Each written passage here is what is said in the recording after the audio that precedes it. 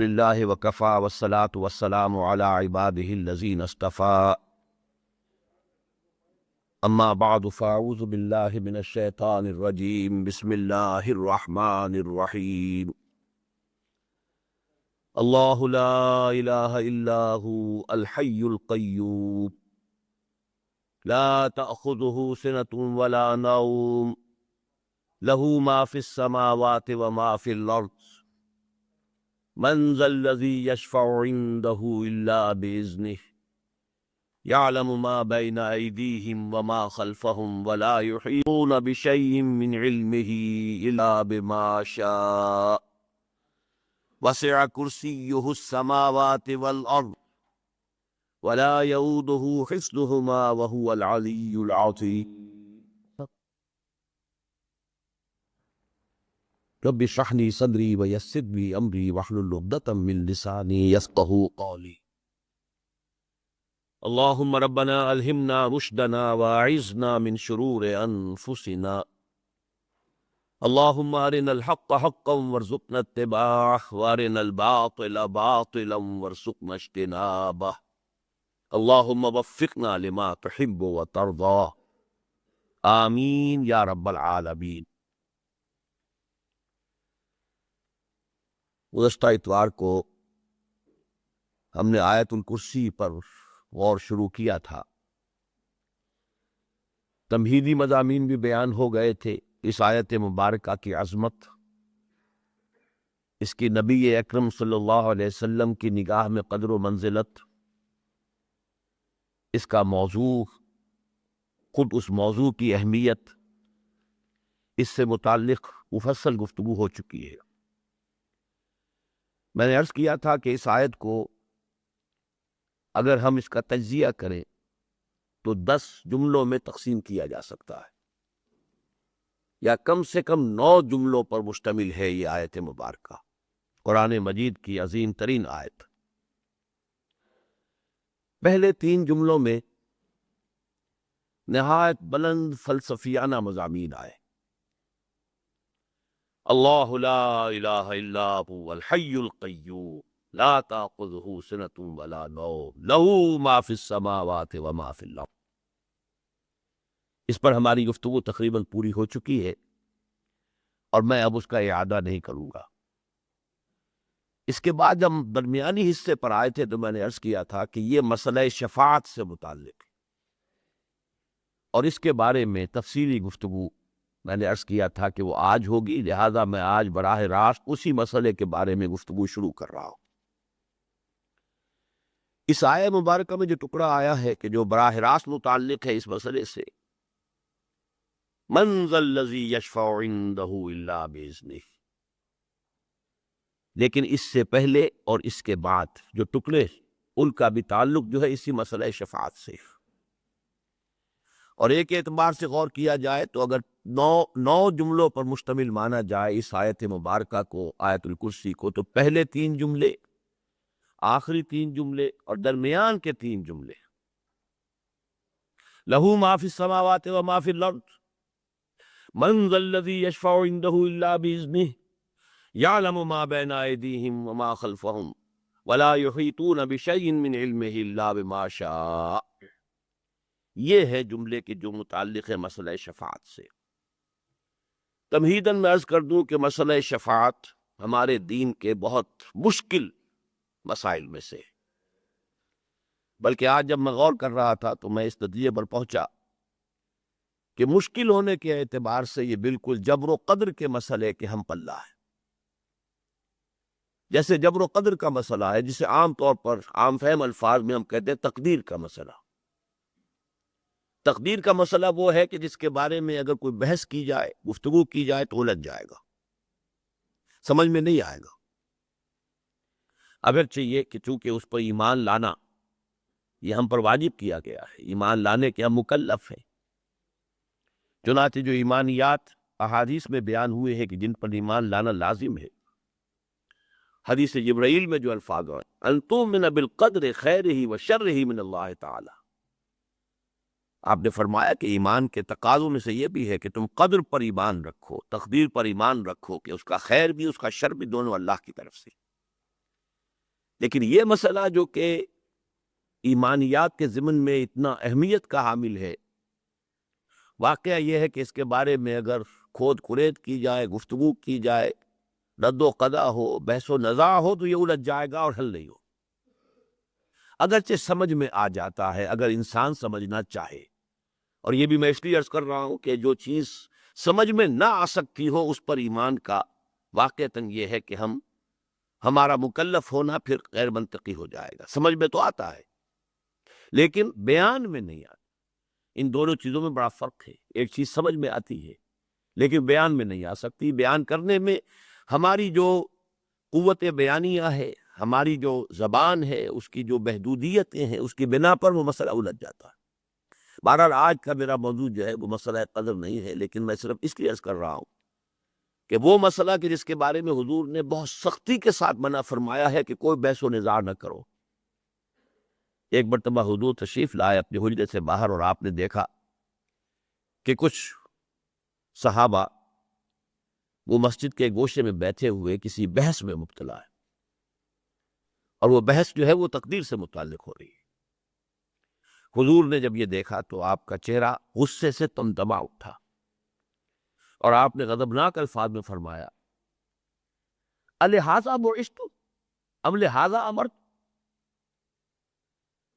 یا ام لہٰذا امرت، کیا مجھے اس چیز کا حکم دیا گیا تھا؟ کیا میں اس کام کے لیے مبعوث کیا گیا؟ یہ معاملات ایسے ہیں کہ جس کے بارے میں خاموشی اختیار کرو۔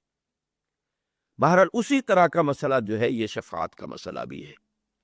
ویسے بھی میں نے بارہ عرض کیا ہے کہ بہت سے اکثر معاملات دنیا میں ایسے ہیں کہ جو ہمارے ہاں روایتی الفاظ آتے ہیں کہ بال سے زیادہ باریک اور تلوار کی دھار سے زیادہ تیز، کہ ذرا ادھر ہوئے تو ہلاکت ہے، ذرا ادھر ہو تو ہلاکت ہے۔ اسی طرح کا معاملہ ہے یہ صراط مستقیم اس دنیا میں بھی، اور پل صراط جسے ہم کہتے ہیں وہ قیامت میں بھی واقعتاً بہت باریک ہے، اور اس کی طرف ذرا سا بھی انسان ادھر یا ادھر ہو جائے تو گمراہی اور ہلاکت میں مبتلا ہونے کا اندیشہ ہے۔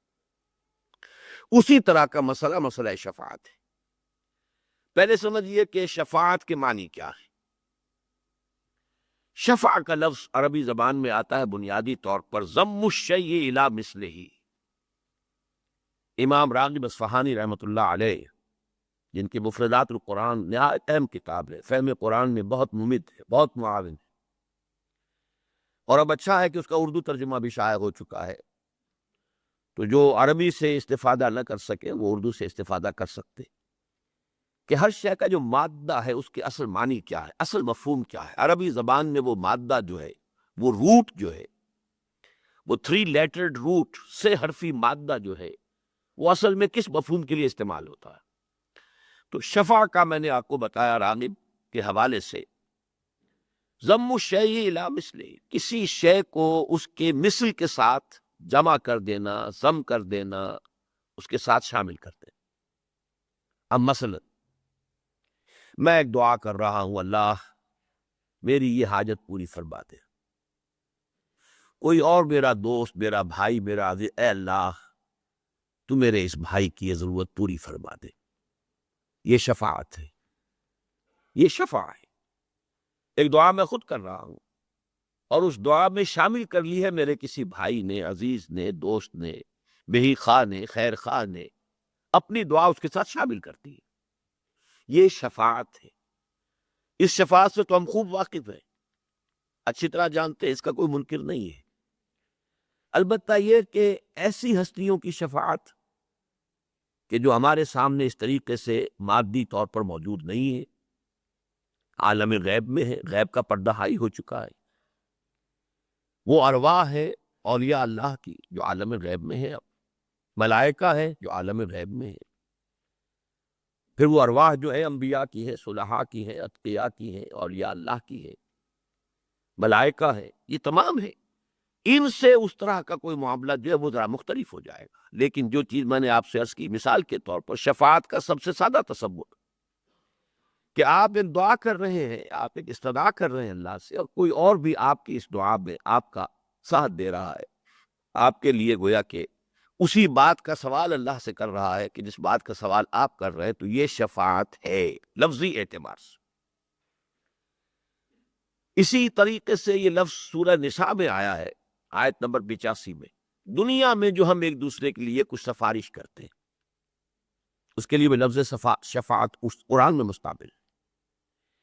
آپ کا کوئی بھائی ہے، اس کا کوئی مسئلہ ہے کسی جگہ پر، کوئی ضرورت جو ہے اس کی کوئی شخص پوری کر سکتا ہے، آپ اس کے ساتھ جاتے ہیں اور گویا کہ ایک طریقے سے اسے اطمینان دلاتے ہیں کہ یہ شخص جو ہے یہ قابل اعتماد شخص ہے، یہ جو بات کہہ رہا ہے میرے علم کی حد تک اس کے اوپر آپ اعتبار کر سکتے ہیں، اعتماد کر سکتے ہیں۔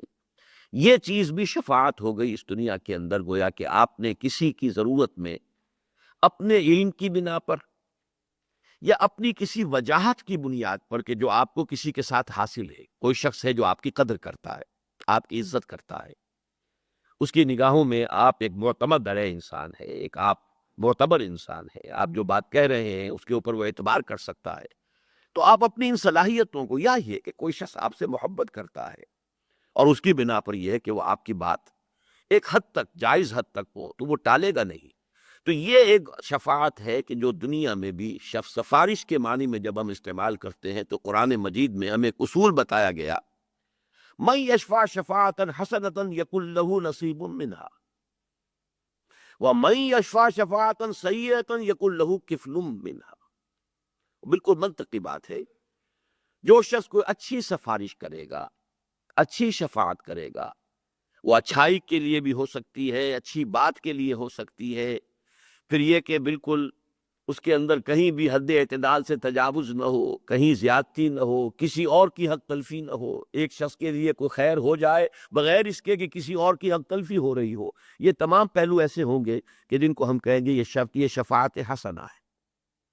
اس کے لیے آپ ایک دوسرے کے کام جیسے آتے ہیں، ایسے ہی اگر اس طریقے کی سفارش آپ دنیا میں کرتے ہیں جن میں جھوٹ نہیں ہے، جس میں کوئی کسی کی حق تلفی نہیں ہے، کسی کا پر ظلم نہیں ہو رہا ہے، اور وہاں پر کسی شخص کا جائز طریقے سے کام ہو سکتا ہے، وہ شخص جو ہے اس سے واقف نہیں ہے، وہ جانتا نہیں ہے، آپ کی ایک وجاہت ہے اس کے ہاں، آپ کو وہ جانتا ہے اور آپ اپنے علم کی بنیاد پر اس سے کہتے ہیں کہ میں آپ سے عرض کرتا ہوں کہ یہ شخص قابل اعتماد ہے، میں اسے جانتا ہوں۔ یہ شفاعت اور صحیح دائرے کے اندر، جیسا کہ میں نے عرض کیا، پھر دہرا رہا ہوں، کسی کی حق تلفی نہ ہو، کسی پر ظلم نہ ہو، بات بالکل صحیح ہو، تو یہ شفاعت حسنہ ہے جس کی گویا کہ ایک طرح سے تاکید کی جا رہی، ترغیب دلائی جا رہی۔ من یشفع شفاعتا حسنۃ یکن لہ نصیب منہا، جس نے کوئی اچھی شفاعت کی، اچھی سفارش کی، اسے خود بھی اس میں سے حصہ مل جائے گا، یعنی اس کو ایک نیکی ملے گی، اللہ تعالیٰ اس کے اس عمل کو پسند فرمائے گا، اللہ تعالیٰ اس کے اس عمل کا اسے اجر و ثواب عطا کرے گا۔ وَمَن يَشْفَعْ شَفَاعَةً سَيِّئَةً، اب وہ تمام شرائط جو ہیں وہ اگر پوری نہیں ہو رہی ہیں، آپ جھوٹ کہہ رہے ہیں، آپ غلط انسان کی جو ہے تائید کر رہے ہیں، آپ حقائق کو کہیں چھپا رہے ہیں، توڑ مروڑ رہے ہیں، یا یہ کہ آپ کسی ایسی بات کے لیے کہہ رہے ہیں کہ جس کا اس کو حق حاصل نہیں ہے، جس سے کسی دوسرے کی حق تلفی ہو رہی ہے، تو یہ فرمایا کہ من یشفع شفاعتا سیئتا یکن لہ کفل منہا، تو اس میں سے اب حصہ اس کو بھی مل جائے گا کہ اگر اس کی وجہ سے کسی پر کوئی ظلم ہوا ہے تو اس ظلم کی پاداش جو اللہ کے ہاں ہوگی اس میں اس شخص کا حصہ بھی ہوگا کہ جس نے اس کے لیے سفارش کی تھی۔ تو یہ تو لفظ شفاعت اور شفاعت کے دو معنی کے جو مستعمل ہیں، عام ہیں، واضح ہیں، منطقی ہیں، جن میں کوئی اشکال نہیں، جن میں کوئی دقت نہیں، لیکن یہ کہ اب سمجھیے وہ شفاعت کہ جو تمام گمراہیوں کی جڑ ہے، یہ میں پچھلی مرتبہ عرض کر چکا، شرک کی اصل بنیاد شفاعت باطلہ کا تصور ہے، غلط شفاعت کا غلط تصور۔ میں عرض کر چکا ہوں کہ دنیا میں دیکھیے، ایک تو ہے معاملہ الحاد، خدا کا انکار، کوری مادہ پرستی، میٹریلزم، جو بھی آپ کہیں، میں اس وقت اس سے گفتگو نہیں کر رہا۔ ایک ہے شرک، شرک لازماً دو چیزوں پر مشتمل ہے، کسی بڑے خدا کو مان کر اس کے ساتھ چھوٹے خداؤں کو ماننا، وہاں بڑے خدا کا انکار نہیں ہے۔ میں نے مثالیں بھی دی تھیں، یاد ہوگا، اور بارہا یہ میرے دروس میں باتیں آ چکی ہیں، مشرق سے مغرب پر چلے جائیے، آپ کو ہر جگہ یہ تصور شرک کا ملے گا۔ مہادیو ایک، महादेव वो तो एक ही हो सकता है, एक ही है। देवियां और देवता बेशुमार, कोई आग की देवी है और कोई पानी का जल देवता है और अग्नि देवी है और कोई लक्ष्मी बाई है, लक्ष्मी देवी है, वो दौलत की है, बहुत गिनते जाइए, वो बेशुमार। बिल्कुल वेस्ट में चले जाइए, बड़े जी से लिखा जाएगा गॉड, तो वो एक ही है, कैपिटल जी से। उसके 3 सिफात जो हमेशा मानी गई है, ओमनीपोटेंट, ओमनिशिएंट, ओमनीप्रेजेंट। वो जो बड़ा खुदा है एक अकेला, जी से लिखा जाने वाला, कैपिटल जी से, वो ओमनीपोटेंट है, अला कुल्ल शैइन कदीर, ओमनिशिएंट है, बिकुल्ल शैइन अलीम, ओमनी प्रेजेंट है, हर जगह मौजूद, हुवा माकुम ऐनमा कुंतुम। ये 3 सिफात हर जगह मानी गई उस बड़े खुदा की। यही मामला था अरब में। अल्लाह तो एक ही था, लेकिन आलिहा, वहां गॉड के साथ गॉडेसेस एंड गॉड्स, छोटे जी से लिखे जाने वाले बेशुमार गॉड्स एंड गॉडेसेस, उनकी गिनती नहीं हो सकती। इसी तरीके से अल्लाह एक और आलिहा बेशुमार। अब ये आलिहा 2 तरह के बनाए गए। जाहिर बात है कि इनकी, जैसा कि मैंने पिछली मरतबा भी अर्ज किया था, कि असल में तो ये बिगड़ी हुई शक्लें हैं। जो असल हकीकतें थी उनके अंदर थोड़ा थोड़ा रद्दो बदल होते होते होते होते वो शय बिल्कुल एक नई बनकर एक अजीब सूरत इख्तियार कर लेती है। लेकिन थी तो तमाम चीजें जो है, दीन तौहीद ही था आगाज में। हजरत आदम अलैहिस्सलाम अल्लाह के नबी थे, यानी नौ इंसानी का और तारीख इंसानी का आगाज जो है वो अंधेरे में नहीं हुआ, जुल्मत में नहीं हुआ, तारीकी में नहीं हुआ, जहालत में नहीं हुआ है। साइंटिफिक एतबार से आप कह सकते हैं कि इल्म बहुत कम होगा उनके पास या नहीं होगा, बिल्कुल, लेकिन ये कि ये अल इल्म जो है, फालम अन्नल्लाह ला इलाहा इल्ला हु, जान लो इसको कि अल्लाह के सिवा कोई इलाह नहीं। ये है असल इल्म। 100 इल्मों का एक इल्म, बल्कि 1000 इल्मों का एक इल्म। इसीलिए वो बहुत सही कहा है इसको कि इल्मो बस करी हो यार, इक्को अलिफ तेरे दरकार, ये एक अलिफ काफी है। ये इल्म तो हमेशा से था, लेकिन इसकी बिगड़ी हुई शक्लें, इससे निकली है खाड़ियां, निकल कर उन्होंने शक्लें बदल ली है। ईमान बिल मलाइका जो हमारे यहाँ ईमान के अज्जाए लायनफक में से है, उसकी बिगड़ी हुई शक्ल है जो ये देवताओं की बनाई गई है। कोई पहाड़ों का देवता है, कोई फलां का देवता, बनाए का है या वसी और इस कायनात जिसका कि अभी तक हमें कुछ पता नहीं है, इसके साइज का कोई तसव्वुर आज भी नहीं है इंसान को, कतन पता नहीं कहाँ शुरू होती है कहाँ खत्म होती है।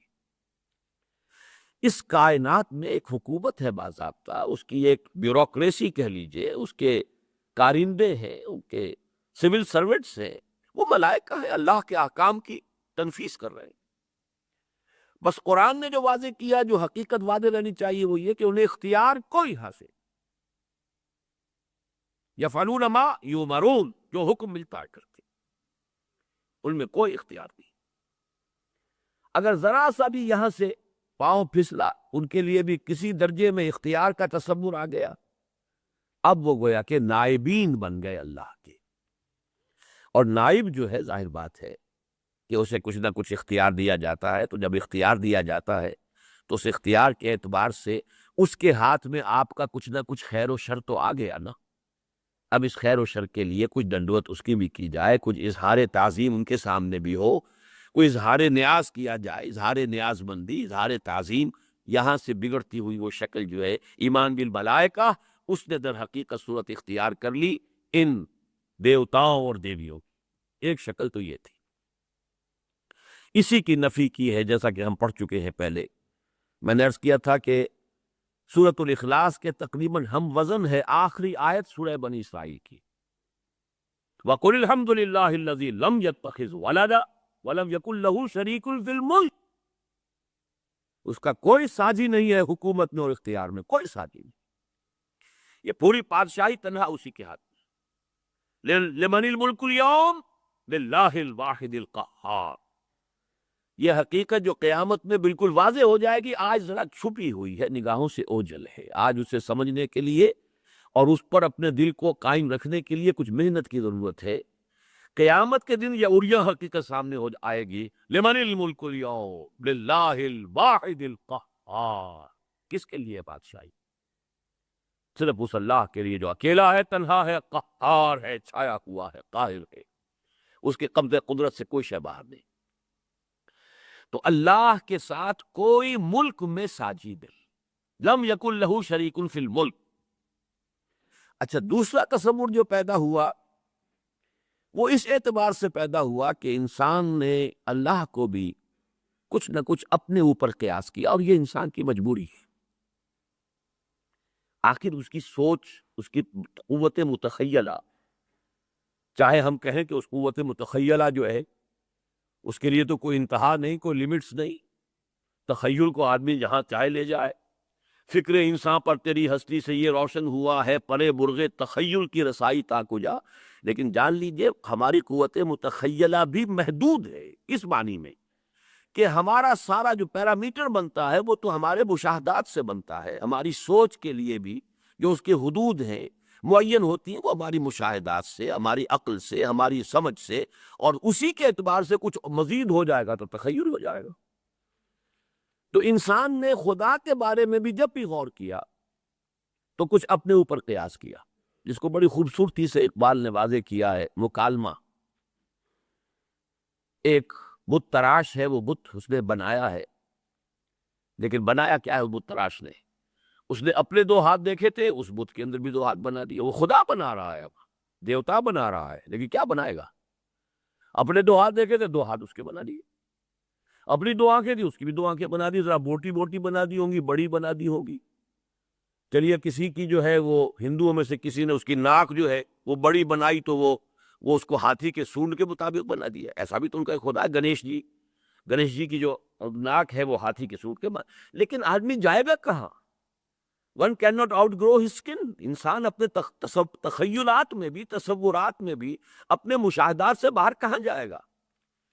تو وہ بت یہ کہہ رہا ہے کہ تو نے مجھے خدا بنانا چاہا تھا، لیکن تو نے بنایا کیا ہے؟ مرا بر صورت خیش آفریدی، تو نے مجھے اپنی شکل پر ڈال دیا، جو اپنے آپ کے اندر دیکھا وہ میں نے تو بنا دیا۔ برون خیشتن آخر چے دی، تو نے اپنے آپ سے باہر کیا دیکھا؟ کچھ بھی نہیں دیکھا۔ اسی طریقے سے انسان نے خدا کو بھی تصور کیا کہ جیسے ایک انسان کو اولاد سے محبت ہوتی ہے، بیٹا محبوب ہے۔ اچھا، بیٹا کسی اور اعتبار سے محبوب ہوتا ہے، بیٹی کی محبوبیت کسی اور اعتبار سے ہوتی ہے۔ بیٹی کمزور ہے، جن سے ضعیف ہے، لیکن یہ کہ اس پر واقعتاً یہ ہے کہ شفقت زیادہ ہوتی ہے۔ بیٹے پر یہ زیادہ ہوتا ہے کہ اس کی وجہ سے میرا نام چلے گا، میرا خاندان ہے، اس کا تسلسل ہے، میرا نام باقی رہے گا، بڑھاپے میں یہ میرا سہارا بنے گا، وغیرہ وغیرہ۔ اس اعتبار سے جو اہمیت ہے وہ بیٹے کی ہے۔ لیکن یہ ہے کہ محبت اور شفقت، جذباتی لگاؤ، بیٹی کوئی بات کہے تو بڑا مشکل ہوتا ہے ٹالنا۔ اور اسی اعتبار سے واقعہ یہ ہے کہ میں بسا اوقات بمشکل اپنے آنسو روکتا ہوں اس واقعے کو بیان کرتے ہوئے کہ جب حضور کے سامنے حضرت فاطمہ آئی، جن کے بارے میں حضور فرماتے ہیں فاطمہ تو بضعۃ منی، میرا جگر کا ٹکڑا ہے فاطمہ۔ اور انہوں نے آ کر، اب تصور کیجئے آپ خود، وہ دکھا رہی ہیں اپنے ہاتھ کے اوپر پڑے ہوئے گٹے کہ حضور ابا جان دیکھیے، یہ چکی چلا چلا کر میرے ہاتھوں پہ گٹے پڑ گئے، کندھے کا نشان دیکھیے کہ میں مشکیزہ خود پانی بھر کر لاتی ہوں کنویں سے، مشکیزہ جو ہے اس کی وجہ سے میرے کندھے کے اوپر یہ بدیاں پڑ گئی۔ تو اب تو عام مسلمانوں کے ہاں بھی بڑی سہولت ہو گئی ہے، فراوانی ہے، اب وہ تنگ دستی اور اسرت کا دور ختم ہو گیا۔ تو ابا جان مجھے بھی کوئی کنیز، کوئی غلام عطا فرما دیجئے تاکہ میری بھی یہ مشکل آسان ہوتا۔ کیا بیتی ہوگی حضور کے قلب، تصور کیجیے اس کا۔ کہا کیا ہے؟ نہیں بیٹی، یہ چیزیں ہمارے لیے نہیں، میں تمہیں اس سے بہتر چیز دے رہا ہوں۔ ہر نماز کے بعد وہ تسبیح فاطمہ جو مشہور ہے، جب بھی کبھی آپ یہ تسبیح فاطمہ کیا کریں تو اس واقعے کو یاد کر لیا کیجیے۔ یہ تسبیح فاطمہ کا شان نزول کیا ہے، یہ کب عطا کی ہے حضور نے صلی اللہ علیہ وسلم اپنے جگر گوشے کو؟ جب یہ درخواست دے کر حضرت فاطمہ حاضر ہوئی رضی اللہ تعالی۔ نہیں بیٹا یہ چیزیں ہمارے لیے نہیں ہیں، یہ اوروں کے لیے، ہمارے لیے تو جو چیزیں بہتر ہیں میں تمہیں وہ دے رہا ہوں۔ نماز کے بعد 33 مرتبہ سبحان اللہ، 33 مرتبہ الحمدللہ، 33 یا 34 مرتبہ اللہ اکبر کہہ لیا کرو۔ روایات میں تھوڑا سا فرق ہے، ورنہ یہ کہ 100ویں کی تعداد پوری ہوتی ہے ایک اور طویل کلمے سے، لیکن یہ کہ بہرحال یہ تسبیح فاطمہ جو عطا کی گئی ہے اس وقت، تو یہ جو بیٹی کا ایک خاص معاملہ ہوتا ہے اس کو ذہن میں رکھیے۔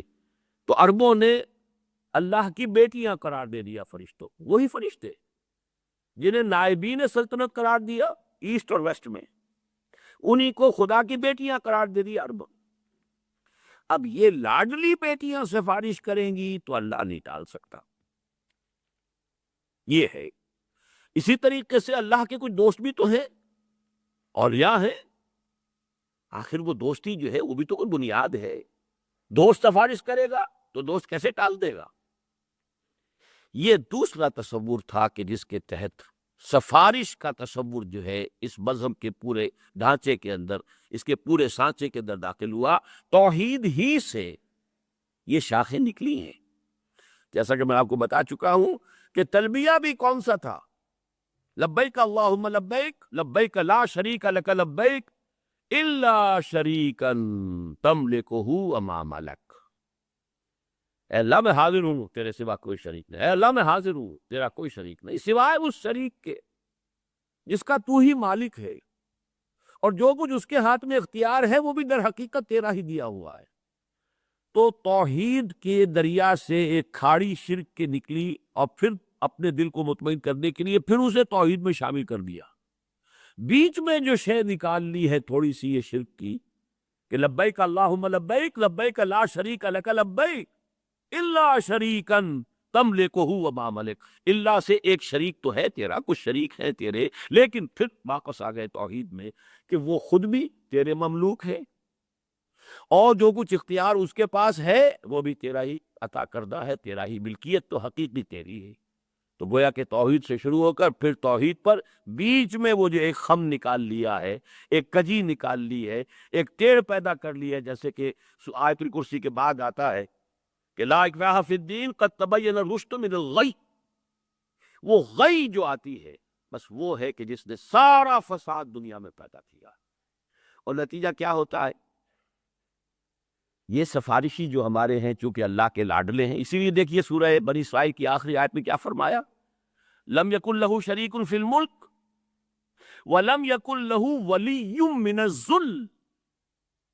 اس کا کوئی ولی اور دوست کسی کمزوری کی وجہ سے نہیں ہے۔ اس میں نفی کی ہے، اللہ کا ولی تو ہے لیکن تمہارا دوست ہوتا ہے، تم دوستیاں نباہتے ہو، دوستیاں پالتے ہو، کیوں؟ کہ کسی وقت پر کام آئے گا، اور جب میرے وقت پر کام آئے گا، میری کسی مشکل میں وہ میرے ساتھ دے گا، تو آج اس کی بات میں کیسے ٹال سکتا؟ یہ ہے وہ پورا کا پورا فلسفہ جو ہم اپنے اوپر قیاس کریں تو ہمارے معمولات میں شامل ہے۔ کسی وقت ہوتا ہے کہ دوست ایک بات کہہ رہا ہے، آپ کا ایک دوست ہے، آپ کا ایک جگری جو ہے، کوئی رفیق ہے، وہ آپ سے بات کہہ رہا ہے، آپ یہ بھی سمجھ رہے ہیں کہ بات صحیح نہیں ہے، یہ کام مجھے نہیں کرنا چاہیے، یہ غلط ہے، لیکن اب اس کا دباؤ ہے، اس لیے کہ وہ آپ کا دوست ہے، آپ کا محبوب ہے، اور زیادہ تجزیہ کیجئے تو نیچے جا کر بات کیا آئے گی تہ کے اندر، کہ اگر آج وہ مجھ سے کوئی کام کرا رہا ہے تو پھر کبھی میں بھی تو اس سے کام کرا سکوں گا، یا یہ کہ میں نے بھی تو کبھی اس سے کوئی کام کرایا تھا، آج مجبور ہے میں اس کی بات ماننے پر مجبور ہوں۔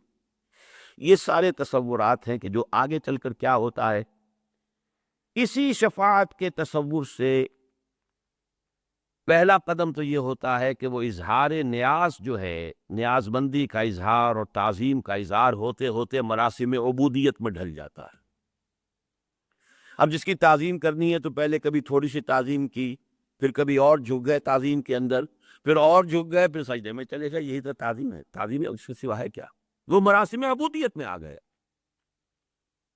نمبر دو، ایک اور آخری شکل اس کی کیا ہے؟ ہوتے ہوتے یہ سورہ انعام میں بڑی تفصیل سے یہ چیزیں آئی ہیں کہ ہوتے ہوتے یہ ہوتا ہے کہ اللہ کا حق جو ہے، اللہ تو برائے بیت رہ جاتا ہے صرف علامت کے طور پر۔ کیوں؟ دیکھیے جو سب سے اوپر بیٹھا ہوا ہے وہ ہے تو صحیح اختیار اسی کا ہے، صدر مملکت ہیں پاکستان کے، اصل اختیارات تو ان کے پاس ہیں، وزیر اعظم ہے اس کے پاس اختیارات ہیں، لیکن دیہاتی کو تو پتا ہے کہ میرا معاملہ تو اس پٹواری کے ہاتھ میں ہے، اس کا قلم ادھر سے ادھر ہو جائے تو میرے لیے مصیبت بھی آ سکتی ہے اور میری مشکل حل بھی ہو سکتی ہے، اصل تو ہاتھ کس کے ہاتھ میں ہے؟ تو وہ تو کسی کو کیا معلوم ڈی سی صاحب کس بلا کا نام ہے، عام پٹواری، عام جو دیہاتی کیا جانتا ڈی سی کیا ہوتا ہے؟ پٹواری جو ہے وہ جو سر پر بیٹھا ہوا ہے، جس نے کہ وہ ساری لکھنی ہے، جو بھی فصل کے بارے میں رپورٹ ہے وہ ساری اس کے پاس ہے، لہذا وہ تو صرف رہ جاتے ذہن میں کہ ہاں اوپر ہے کوئی، سارا کا سارا معاملہ پھر وہ نچلے ان خداؤں سے، چھوٹے خداؤں سے، دیویوں سے، دیوتاؤں سے، آلہہ سے، گاڈ سے، گاڈسز سے، ہوتے ہوتے عبادت جس کی کہ بڑی ایک لطیف انداز میں قرآن مجید میں ایک تنبیہ کی گئی ہے کہ یہ لوگ کیا کرتے تھے عرب والے، فصل کی یہ کوئی فصل ہے، فصل میں سے کچھ حصہ معین کر دیا، یہ اللہ کے لیے ہم خیرات کریں گے، اللہ کے نام پر، اللہ کے لیے، اور یہ تھوڑا سا حصہ جو ہے یہ ہمارے فلاں معبودوں کے لیے، فلاں معبود کے لیے، کچھ نہ کچھ تو ان کو بھی دینا ہے، یا اتنا بڑا غلہ ہے اس میں سے اتنے جانور تو ہم نے اللہ کے نام پہ چھوڑ دیے، ٹھیک ہے یہ اللہ کے لیے ہے، لیکن یہ کوئی تھوڑے بہت جو ہیں یہ فلاں معبود کے لیے، فلاں کے لیے۔ اب فرض کیجئے آ گیا قحط، تو اللہ کے حصے میں تو ہاتھ ڈال لیں گے، وہ چھوٹے معبود کے حصے کو نہیں چھیڑ سکتے، اس لیے کہ اس کا تو وہ جس کو پنجابی میں کہتے ہیں کہ رب نیرے کے سن، وہ تو ان کا مکہ تو قریب ہے، وہ اللہ تو نور ہے، بلکہ یہاں تک کہ پھر جو اللہ کا حق ہے وہ تو ان کو مل جائے گا، ان کے حق میں شامل ہو جائے گا، لیکن جو ان کا حق ہے وہ اللہ کے حق میں شامل نہیں ہو سکتا۔ یہ ساری جو ہے آخری جو اس بیماری کی جو تیسری سٹیج ہے اس سب کا تذکرہ سورہ انعام کے اندر موجود ہے۔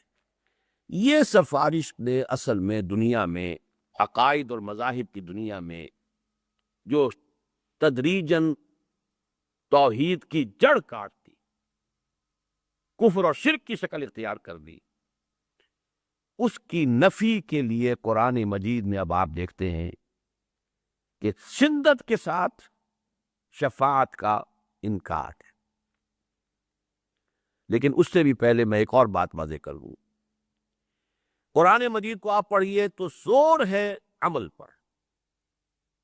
میں اس وقت صرف 3 آیتیں سورہ نجم کی پڑھوں گا۔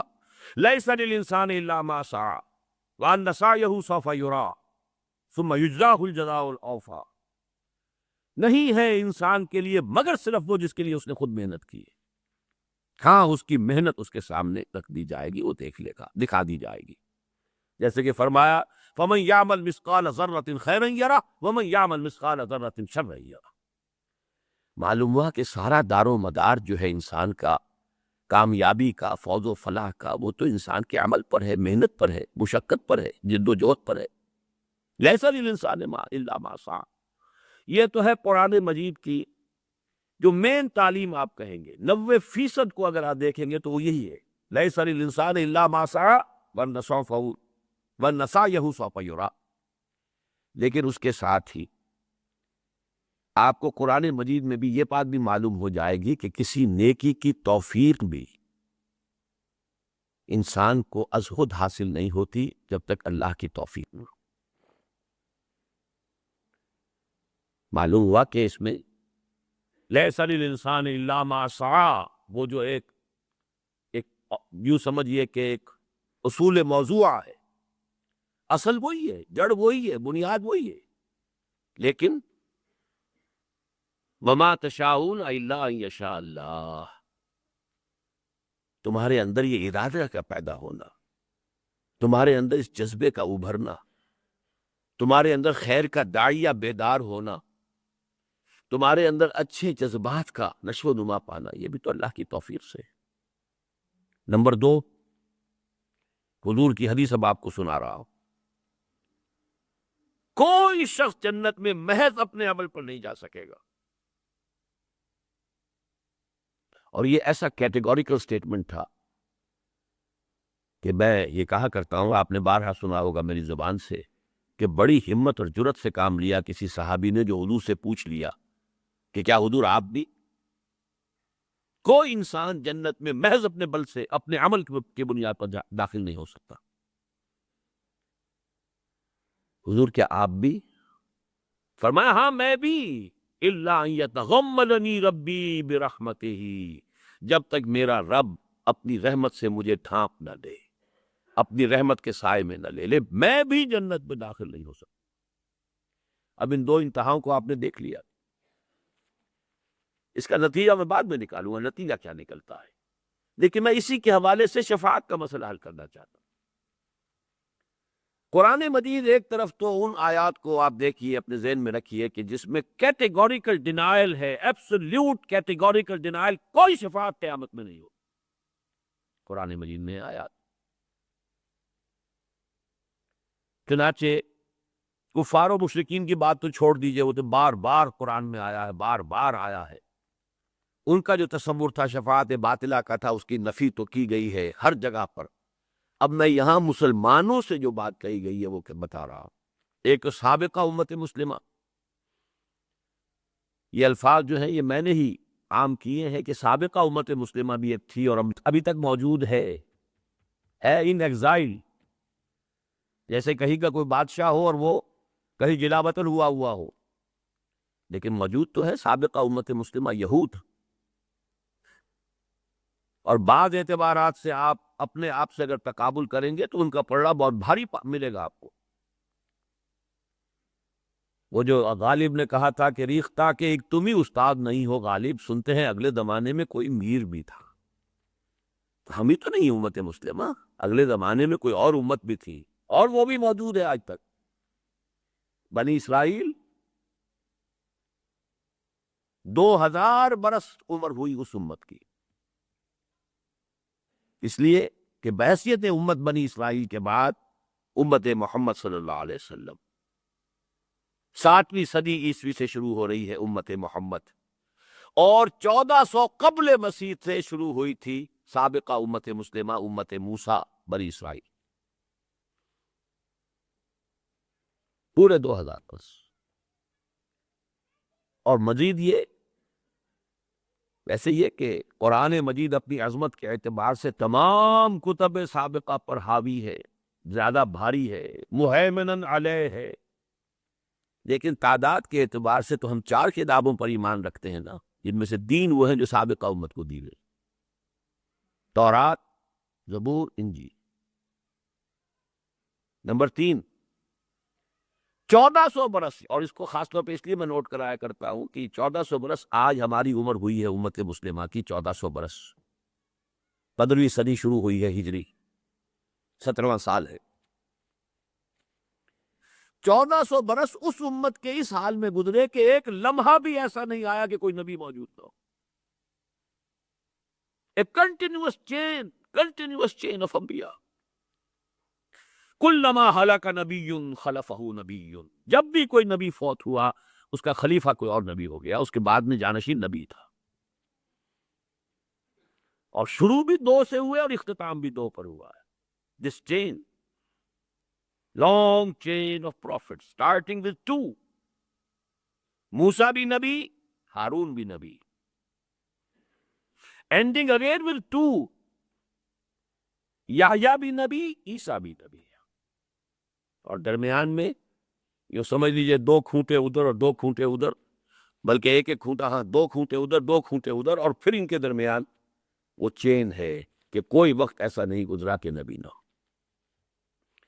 اس امت کا جو خطاب اس سے براہ راست قرآن میں ہوا ہے وہ 10 رکوع سورہ بقرہ کے اہم ترین ہے، 5 میں سے شروع ہو کر اور 14ویں کے اختتام پر، بلکہ 15ویں کے شروع میں۔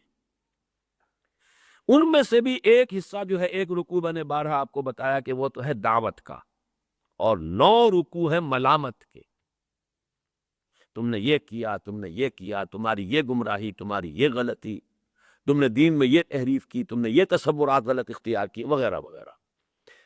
ایک بہت ہی لمبا، یوں سمجھیے لمبی قرارداد جرم، فرد جرم آیت کی۔ دونوں میں شروع میں اور آخر میں آپ کو جو آیت ملتی ہے وہ نوٹ کیجئے، وَاتَّقُوا يَوْمًا لَا تَجْزِي نَفْسٌ عَن نَفْسٍ شَيْئًا وَلَا يُقْبَلُ مِنْهَا شَفَاعَةٌ وَلَا يُؤْخَذُ مِنْهَا عَدْلٌ وَلَا هُمْ يُنصَرُونَ۔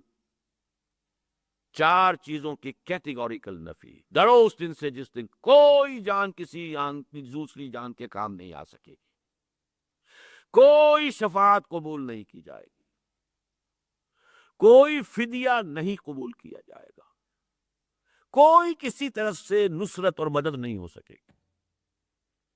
اب یہ ہے یوم آخر کا تصور، قیامت کے دن کا تصور. وَاتَّقُوا يَوْمًا لَا تَجْزِي نَفْسٌ عَن نَفْسٍ شَيْئًا وَلَا يُقْبَلُ مِنْهَا شَفَاعَةٌ وَلَا يُؤْخَذُ مِنْهَا عَدْلٌ وَلَا هُمْ يُنصَرُونَ. یہ تو ہے آیت نمبر 48، چھٹے رکوع کی آیت نمبر 2، اور آیت نمبر 123 15ویں رکوع کی آیت نمبر 2. پھر وہی 4 چیزیں، ایک لفظ فرق کا فرق ڈال دیا ادھر سے ادھر، آخر بھی وہی شروع بھی وہی، درمیان کی 2 چیزیں جو تھی ان میں سے اس کی پوزیشن صرف بدل دی ہے. وَاتَّقُوا يَوْمًا لَا تَجْزِي نَفْسٌ عَن نَفْسٍ شَيْئًا وَلَا يُقْبَلُ مِنْهَا عَدْلٌ. اب یہاں عدل پہلے آ گیا. وَلَا تَنْفَعُهَا شَفَاعَةٌ، اور کوئی شفاعت اسے فائدہ نہیں پہنچائے گی. وَلَا هُمْ يُنصَرُونَ، اور نہ ان کی مدد کی جائے. بتائیے کہیں کوئی کسر رہ گئی؟ معلوم اپنا عمل ہوگا. لَيْسَ لِلْإِنسَانِ إِلَّا مَا سَعَىٰ وَأَنَّ سَعْيَهُ سَوْفَ يُرَىٰ. یہ اسی کی شرح ہے. وَاتَّقُوا يَوْمًا لَا تَجْزِي نَفْسٌ عَن نَفْسٍ شَيْئًا وَلَا يُقْبَلُ مِنْهَا شَفَاعَةٌ وَلَا يُؤْخَذُ مِنْهَا عَدْلٌ وَلَا هُمْ يُنصَرُونَ. وَاتَّقُوا يَوْمًا لَا تَجْزِي نَفْسٌ عَن نَفْسٍ شَيْئًا وَلَا يُقْبَلُ مِنْهَا عَدْلٌ وَلَا تَنْفَعُهَا شَفَاعَةٌ وَلَا هُمْ يُنصَرُونَ. اور اب امت مسلمہ کا دیکھیے، موجودہ امت مسلمہ، اسی آیت الکرسی سے پہلی آیت کیا ہے؟ اگلے اتوار کو انشاءاللہ میں اسی کا درس دوں گا. وہ پہلی آیت، اس آیت الکرسی سے ایک آیت پہلے اور آیت الکرسی سے 2 آیتیں بعد میں، اس پر انشاءاللہ ہمارا اگلا درس ہوگا. یا ایھا الذین آمنوا انفقوا مما رزقناکم من قبل ان یاتی یوم لا بیع فیہ ولا خلۃ ولا شفاعہ والکافرون هم الظالمون. اے ایمان کے دعوے دارو، خرچ کر دو، لگا دو، کھپا دو ان سب چیزوں میں سے جو اللہ نے تمہیں دی ہے، اس سے پہلے کہ وہ دن آ جائے جس دن نہ کوئی لین دین ہوگا، نہ کوئی سفارش اور شفاعت ہوگی، نہ کوئی دوستی کام آئے. والکافرون هم الظالمون، اور کفر کرنے والے ہی ظالم شمار ہو. یہ میں نے آپ کو 3 مثالیں دی ہے کیٹیگوریکل ڈینائل کی، کہ کوئی شفاعت نہیں، تاکہ ایک دفعہ تو جڑ کٹ جائے نا، بات جو ہے بنیادی طور پر مستحکم ہو جائے. اس کے بعد اللہ بھی آتا ہے. یہ دوسرا اسلوب ہے قرآن مجید کا. میں پھر کہاں سے بلڈ کر رہا ہوں اپنا تھیسس، نوٹ کر لیجئے. جہاں ایک طرف یہ ہے کہ اپنے ہی عمل سے تمہیں نجات مل سکتی ہے، لیس للانسان الا ما سعى وان سعيه سوف يرى، لیکن ساتھ ہی یہ بھی کہ میں اپنے عمل پر کوئی گھمنڈ نہ ہو جائے، اپنے عمل پر تکیہ اور بھروسہ نہ کر بیٹھنا. 2 پہلو ذہن میں ہمیشہ رہیں. ایک یہ کہ اگر کسی خیر کی توفیق ملی ہے تو وہ بھی اللہ ہی سے ملی ہے، اسی کے لیے شکر کرو. الحمدللہ الذی ہدانا لہذا وما کنا لنہتدی لولا ان ہدانا اللہ. اور دوسرا یہ کہ محض اپنے عمل پر کبھی تکیہ نہ کرنا. جو کوتاہیاں لاکھوں ہو رہی ہوتی ہے جس کا تمہیں اندازہ بھی نہیں، تم ان کو جانتے بھی نہیں ہو، نہ معلوم وہ کتنے انبار جمع ہو رہے ہیں. وہ جو گناہ کبیرہ ہیں ان کے کتنے تم نے انبار جمع کر لیے، ان کا وزن کتنا ہو جائے. لہذا رحمت خداوندی کے بغیر نہ سمجھنا کہ رستگاری ہو سکے گی. کوئی انسان محض اپنے عمل سے جنت میں داخل نہیں ہو سکتا. یہاں تک کہ حضور اپنے بارے میں فرما رہے ہیں میں بھی جنت میں داخل نہیں ہو سکوں گا الا یتغمدنی ربی برحمتہ، مگر یہ کہ اللہ میرا رب مجھے اپنی رحمت کے تہ سائے میں لے لے، ڈھانپ لے. اسی طرح شفاعت، ولا شفاعہ ولا تنفعها شفاعت لا يقبل منها شفاعت، یہ ساری جو ہے کیٹیگوریکل نفی ہے. اب میں 8 مقامات گنوا دیتا ہوں کہ جس کے اندر ایک الا بھی ہے کہ نہیں کچھ ہے، شفاعت ہے کچھ. اسی لیے میں نے عرض کیا تھا کہ مشکل معاملہ ہے، جیسے تقدیر کا معاملہ ویسے مشکل ہے. آیت الکرسی خود جو ہے لیجئے تو اس میں موجود ہے من ذا الذی یشفع عندہ الا باذنہ، ہے کہ نہیں؟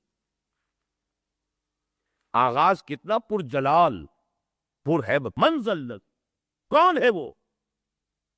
کانپ جائے گا، بڑے سے بڑا ولی کانپ جائے گا، انبیاء کانپیں گے جب اللہ فرمائے من ذا الذی یشفع عندہ، کون ہے وہ؟ کون اپنی یہ ذاتی حیثیت سمجھتا ہے؟ کون سمجھتا ہے کہ مجھ پر اس کا کوئی اختیار ہے؟ کون ہے جو سمجھتا ہے کہ وہ کوئی زور میرے خلاف استعمال کر سکتا ہے؟ کون ہے وہ؟ من ذا الذی یشفع عندہ، کون ہے وہ جو شفاعت کر سکے گا اس کے سامنے؟ الا باذنہ، ہاں، الا سوائے اس کی اجازت کے۔ معلومہ اسی کیٹیگوریکل انداز میں جیسا کہ پچھلی آیت میں تھا ولا شفاع، اس کی مزید جو ہے اس کو مزید فورٹیفائی کیا ہے، مزید مضبوط کیا ہے، من ذا الذی یشفع عندہ الا باذنہ، لیکن الا باذنہ۔ سورہ انبیاء میں فرمایا ولا یشفعون الا لمن ارتضی، وہ شفاعت نہیں کر سکیں گے مگر جن کے لیے اللہ راضی ہو۔ اب یہ اللہ گنوا رہا ہوں میں آپ کو، ما من شفیع الا من بعد اذنہ، سورہ یونس علیہ الصلوۃ والسلام، کوئی نہیں ہے سفارش کرنے والا سوائے اس کی اذن کے بعد۔ لا یملکون الشفاعۃ الا من اتخذ عند الرحمن عہدا، سورہ مریم، یومئذ لا تنفع الشفاعۃ الا من اذن له الرحمن، سورہ طٰہٰ، اس روز کوئی شفاعت نہیں کر سکے گا سوائے اس کے کہ جس کو رحمان کی جانب سے اجازت مرحمت ہو جائے۔ ولا تنفع الشفاعۃ عنده الا لمن اذن له، سورہ سبا، اس کی جناب میں کوئی سفارش کام نہیں آ سکے گی الا یہ کہ جس کے لیے اس نے اجازت دی ہو۔ سورہ زخرف میں فرمایا ولا یملکون الذین یدعون من دونہ الشفاعۃ الا من شہد بالحق، کوئی نہیں ہے جسے اختیار حاصل ہو اس کی جناب میں شفاعت کا سوائے اس کے کہ جو حق کی شہادت دے۔ وہ حق کو باطل نہیں کرے گا، باطل کو حق نہیں کرے گا، بات صحیح ہوگی۔ سورہ نجم میں فرمایا جس میں وہ الفاظ آئے ہیں لیس للانسان الا ما سعی وان سعیہ سوف یری، اسی میں یہ الفاظ ہیں وَكَم مِّن مَلَكٍ فِي السَّمَاوَاتِ لَا تُغْنِي شَفَاعَتُهُمْ شَيْئًا إِلَّا مِن بَعْدِ أَن يَأْذَنَ اللَّهُ لِمَن يَشَاءُ وَيَرْضَىٰ، کتنے ہی فرشتے ہیں آسمانوں کے اندر لیکن ان کی شفاعت کسی کو فائدہ نہیں پہنچا سکے گی مگر اس کے بعد کہ اللہ تعالیٰ اجازت دے۔ اور یہاں تو بات کو دو طرف کر دیا، اذن بھی دے جو شفاعت کر رہا ہے اس کو اذن، جس کے لیے شفاعت کی جانی ہے اس کے لیے بھی منظوری۔ یہاں شرطیں دو طرف، من بعد ان یاذن اللہ لمن یشاء ویرضی، اللہ اجازت دے۔ یہ ہے اب دو چیزوں کے درمیان معاملہ آ رہا ہے، وہی بال سے زیادہ باریک اور تلوار کی دھار سے زیادہ تیز۔ ادھر ہوتے ہیں تو شرک، ادھر ہوتے ہیں سرے سے انکار کر دیں، چنانچہ ہمارے ہاں ہے یہ انتہائیں موجود ہیں۔ خوارج نے سرے سے انکار کیا، کوئی شفاعت، وہ انتہائی شدید تھے اپنی معاملات کے اندر۔ ان کی شدت کا ایک مظہر یہ بھی تو ہے نا کہ جو گناہ کبیرہ کا مرتکب ہے وہ کافر ہو گیا، کافر ہو گیا تو گویا کہ مرتد ہے، مرتد ہے تو وہ واجب القتل ہے۔ وہ تو پھر چونکہ ایک خشت اول چون حد معمار کج تاسوریہ بھی ربط دیوار کج، گناہ کبیرہ کا مرتکب کافر ہو گیا، وہ پہلے مسلمان تھا، اس کی جان مال آبرو محفوظ تھی، مسلمان معاشرے کے اندر آپ کوئی دسترادی نہیں کر سکتے تھے، نہ اس کے مال پر، نہ اس کی جان پر، نہ اس کی عزت پر، حرمت پر، کچھ بھی نہیں، محفوظ ہے۔ لیکن جب مرتد ہو گیا تو اب اس کا خون بھی مباح ہے، قتل کر سکتے ہو، اس کا مال بھی مباح ہے، سارا کا سارا مال تم جو ہے لے سکتے ہو، اس کی بیوی بھی وہ بھی حلال ہو گئی تمہارے اوپر، اسے اپنی کنیز بنا سکتے ہو۔ اور یہ بھی جان لیجئے کہ انتہائی نیک لوگ تھے، بڑے عابد لوگ تھے، ظاہر ہے جن کا معیار یہ ہو کہ جو گناہ کبیرہ کرے وہ مرتد ہے، مرتد واجب القتل ہے، مباح الدم ہے، اس کا مال بھی، اس کی حرمت، اس کی ہر چیز جو ہے اب آپ کے لیے حلال ہو گئی، وہ اگر ایسے لوگ کہیں رہ رہے ہو تو وہ خود کتنے نیک ہوں گے۔ تو نیکی اپنی جگہ پر ہے، اور اعتدال اور توازن اپنی جگہ پر ہے۔ یہاں میں توازن کی بات کر رہا ہوں، اعتدال کی بات کر رہا ہوں، بال سے زیادہ باریک اور تلوار کی دھار سے زیادہ تیز راستے کی بات کر رہا ہوں۔ توازن ہی تو اصل شے ہے۔ خوارج سرے سے منکر ہے، کوئی شفاعت نہیں، کسی طرح کی شفاعت نہیں۔ لیکن اس سے آگے کا ایک درجہ ہے معتدلہ کا، کچھ ڈھیلے ہیں، بعض شفاعتوں کے وہ قائل ہیں، وہ میں تفصیل سے آپ کو بتاؤں گا۔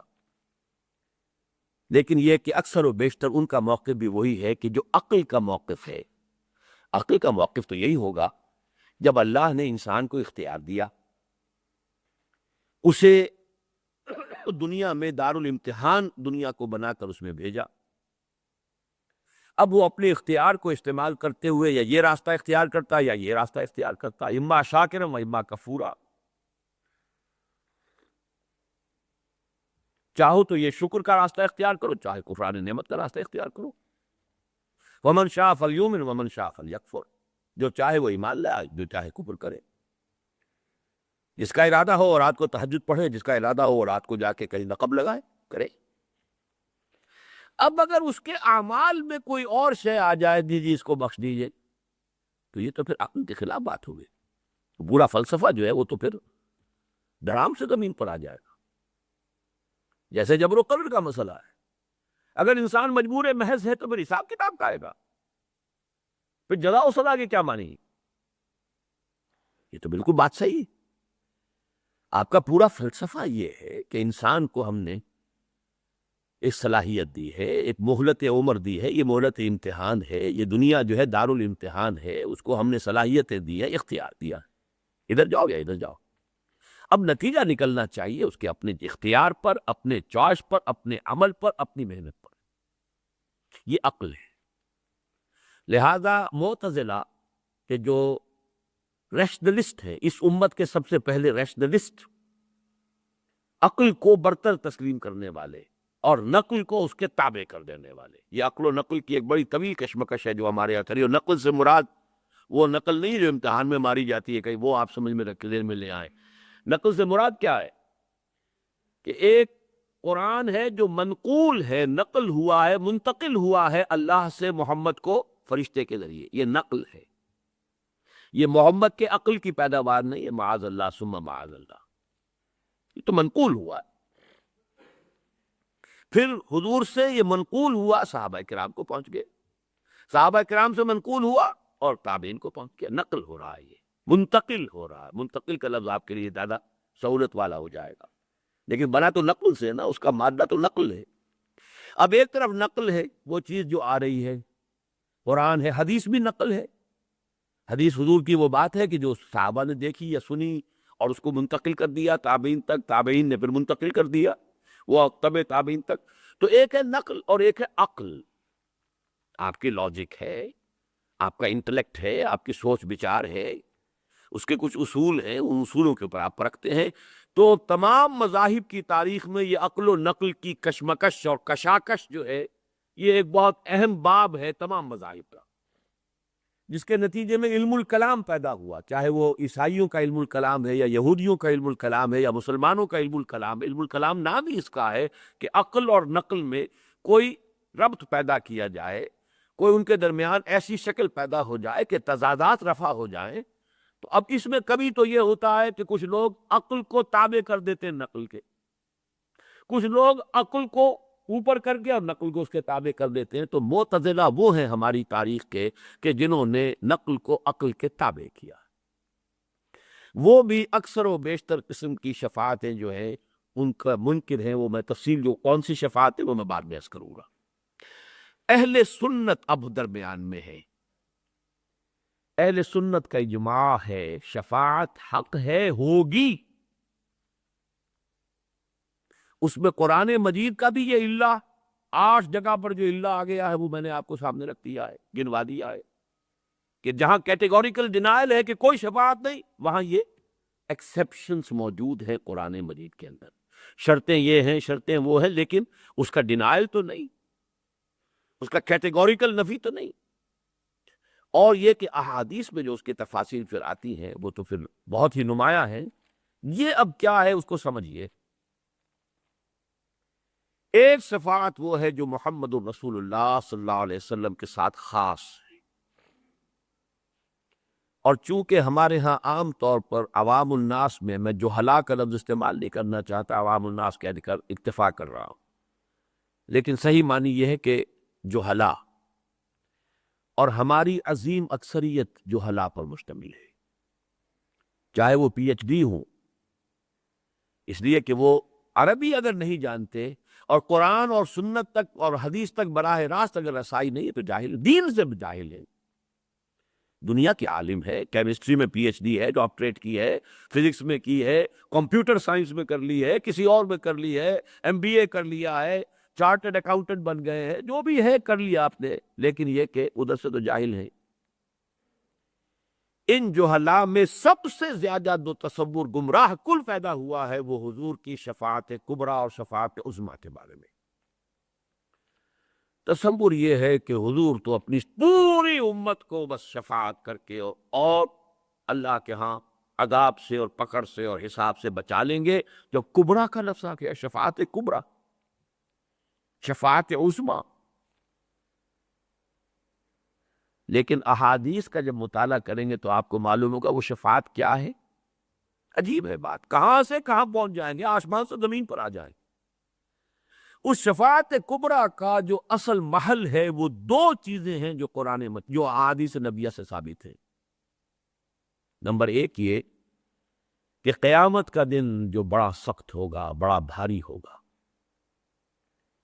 وہ دن کتنا سخت اور کتنا بھاری ہوگا، سورہ مزمل میں فرمایا ہے یوم یجعل الولدان شیبا، اس کی سختیاں، اس کی صعوبتیں بچوں کو بوڑھا کر دے۔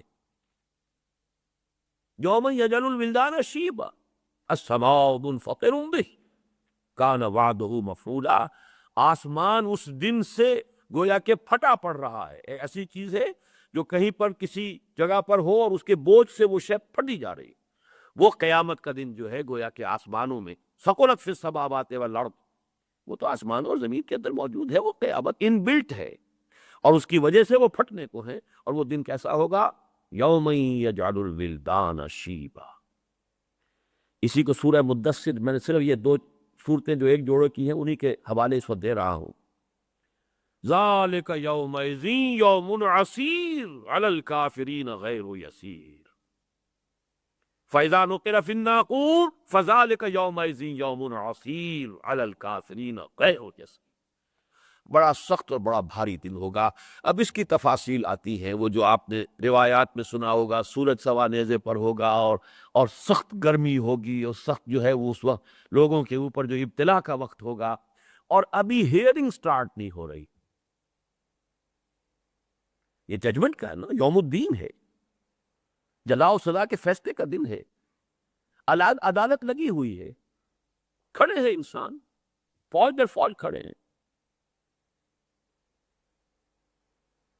لیکن یہ کہ دیر ہو رہی ہے، تاخیر ہو رہی ہے، ججمنٹ شروع نہیں ہو رہی ہے، ہیئرنگ شروع نہیں ہو رہی۔ اس سختی میں لوگ آئیں گے کہ سفارش کیجئے کہ معاملہ جلدی شروع ہو جائے۔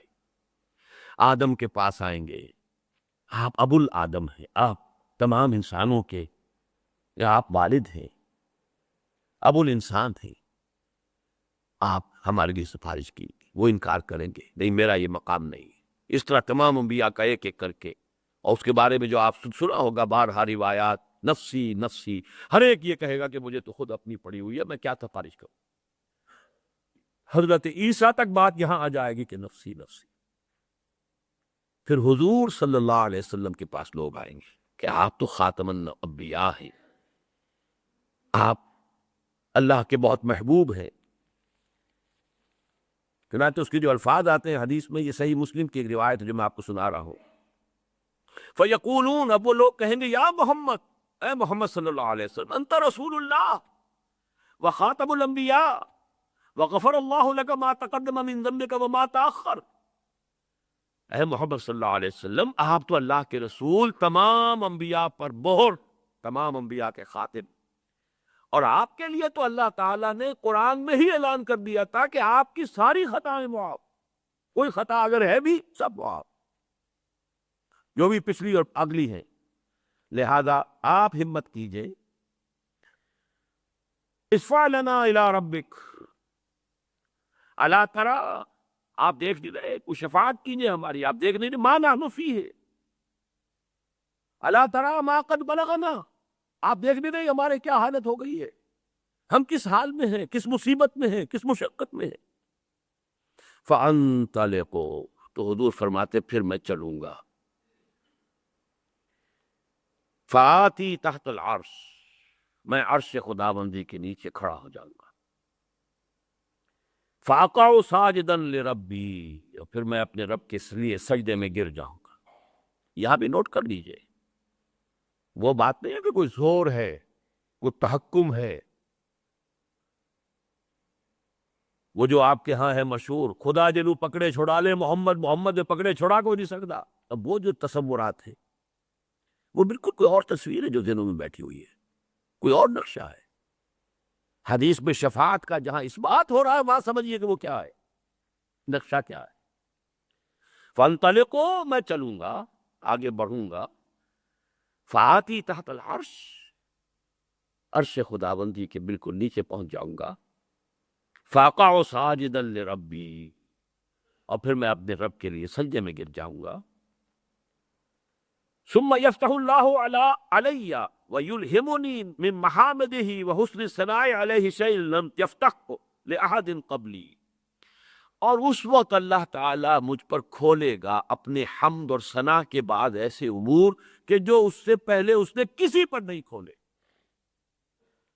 میں نے یہ 50s میں یہ روایت سنی تھی ایک مرتبہ، ذرا مختلف الفاظ میں، مجھے یاد آ گئے مولانا داؤد غزنوی رحمۃ اللہ علیہ، وہ ایک عجیب، یوں سمجھیے کہ ایک کمبینیشن عجیب تھا ان کی شخصیت میں، ایک طرف تو اہل حدیث، دوسری طرف صوفی، یہ دونوں چیزیں بڑی مشکل سے جمع ہوتی ہیں۔ اہل حدیث عام طور پر تصوف کے دشمن، لیکن یہ کہ ان کے ہاں میں نے دیکھا کہ یہ دونوں چیزیں جمع تھی، تو انہوں نے ایک خطبہ جمعہ میں منٹگمری میں یہ واقعہ بیان کیا، تو آیا کہ اس روز میں اپنے رب کی وہ حمد کروں گا، وہ کوئی دوسری روایت ہے کہ قیامت کے دن لواء الحمد بیدی، اللہ کے حمد کا جھنڈا میرے ہاتھ میں ہوگا، اور اس روز جو حمد میں اللہ کی بیان کروں گا وہ آج نہیں کر سکتا۔ یہ میں نے اپنے بعض دروس میں اس کی تفصیل بیان کی ہوئی ہے کہ حمد انسان کرتا ہے اپنی معرفت اور انڈرسٹینڈنگ کی مناسبت سے۔ آپ نے کسی شے میں کوئی حسن دیکھا، اس کے کچھ پہلو آپ پر نمایاں ہو گئے کہ اس میں یہ محاسن ہیں، یہ خوبیاں ہیں، یہ اچھائیاں، یہ آپ کی انڈرسٹینڈنگ ہے، اپریسیشن ہے۔ جتنی اپریسیشن ہے اتنا ہی تو بیان کر سکیں گے نا۔ اس کے بعد پہلو ہے جو ابھی آپ کو پر واضح نہیں ہوئے، آپ کے اندر اس کو اپریشیٹ کرنے کی صلاحیت ہی نہیں فرض کیجئے، تو اس کو کیسے بیان کریں گے؟ تو جہاں بھی آپ تعریف کریں گے، حمد کریں گے، مدح کریں گے، توصیف کریں گے، تحسین کریں گے، یہ لمیٹڈ ہوگی آپ کی اپنی قوت ادراک پر، آپ نے کتنا کچھ سمجھا، کتنا انکشاف آپ پر ہوا۔ اس لیے تو میں کہا کرتا ہوں کہ قرآن مجید کی عظمت کا جو انکشاف علامہ اقبال پر ہوا ہے، میرا مطالعہ کہہ لیجئے بہت محدود ہے، لیکن بہرحال میرے علم کی حد تک کسی دوسرے انسان پر قرآن مجید کی عظمت کا وہ ادراک اور وہ انکشاف میں نے نہیں پایا۔ بڑے سے بڑے عالم، یہ انکشاف ہے، یہ اپریسیشن، ایک بہت بڑا فلسفی ہی اپریشیٹ کر سکے گا نا کہ قرآن کی اس آیت میں کس قدر بڑا فلسفہ ہے۔ عام آدمی کو کیا پتا کیا اس میں لکھا ہوا ہے۔ وَلَا تَكُونُوا كَالَّذِينَ نَسُوا اللَّهَ فَأَنسَاهُمْ أَنفُسَهُمْ، وہ اقبال ہی نے سمجھانا کہ اسی سے کہتا ہے کہ میرا پورا فلسفہ خود ہی جو ہے وہ اس ایک آیت سے مستنبت ہے۔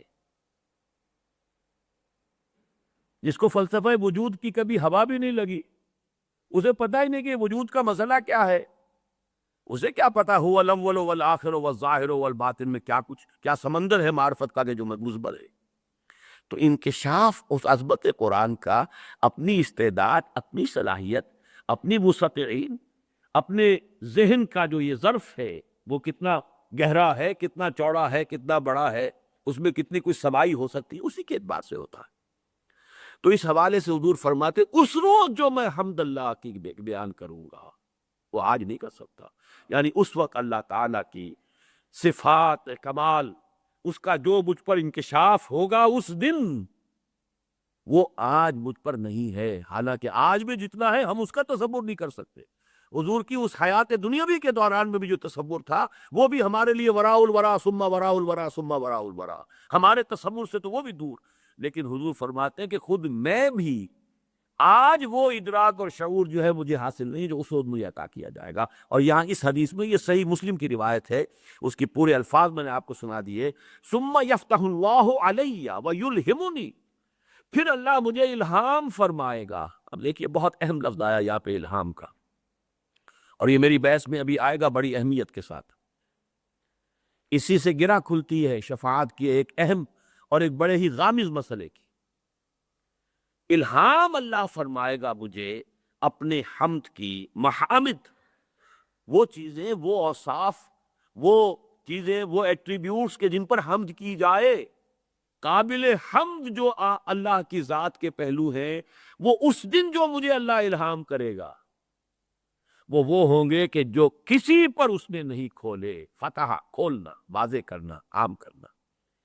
اس لیے مجھے ایک اور دعا یاد آ گئی جو میرا کتاب چاہے مسلمانوں پر قرآن مجید کے حقوق، اس کے اختتام پر ایک دعا ہے جو کئی دعائیں جو ہیں ذرا تھوڑے تھوڑے لفظی فرق کے ساتھ کتابوں میں ہے، تھوڑا تھوڑا فرق ہے، میں نے جمع کیا ان کو۔ بہت بڑا خزانہ ہے، معرفت رب کا بہت بڑا خزانہ، مقام عبدیت کا بہت بڑا مظہر۔ اللہم انی عبدک وابن عبدک وابن امتک فی قبضتک ناصیتی بیدک ماض فی حکمک عدل فی قضاؤک۔ ذرا اندازہ کیجیے عبدیت کا۔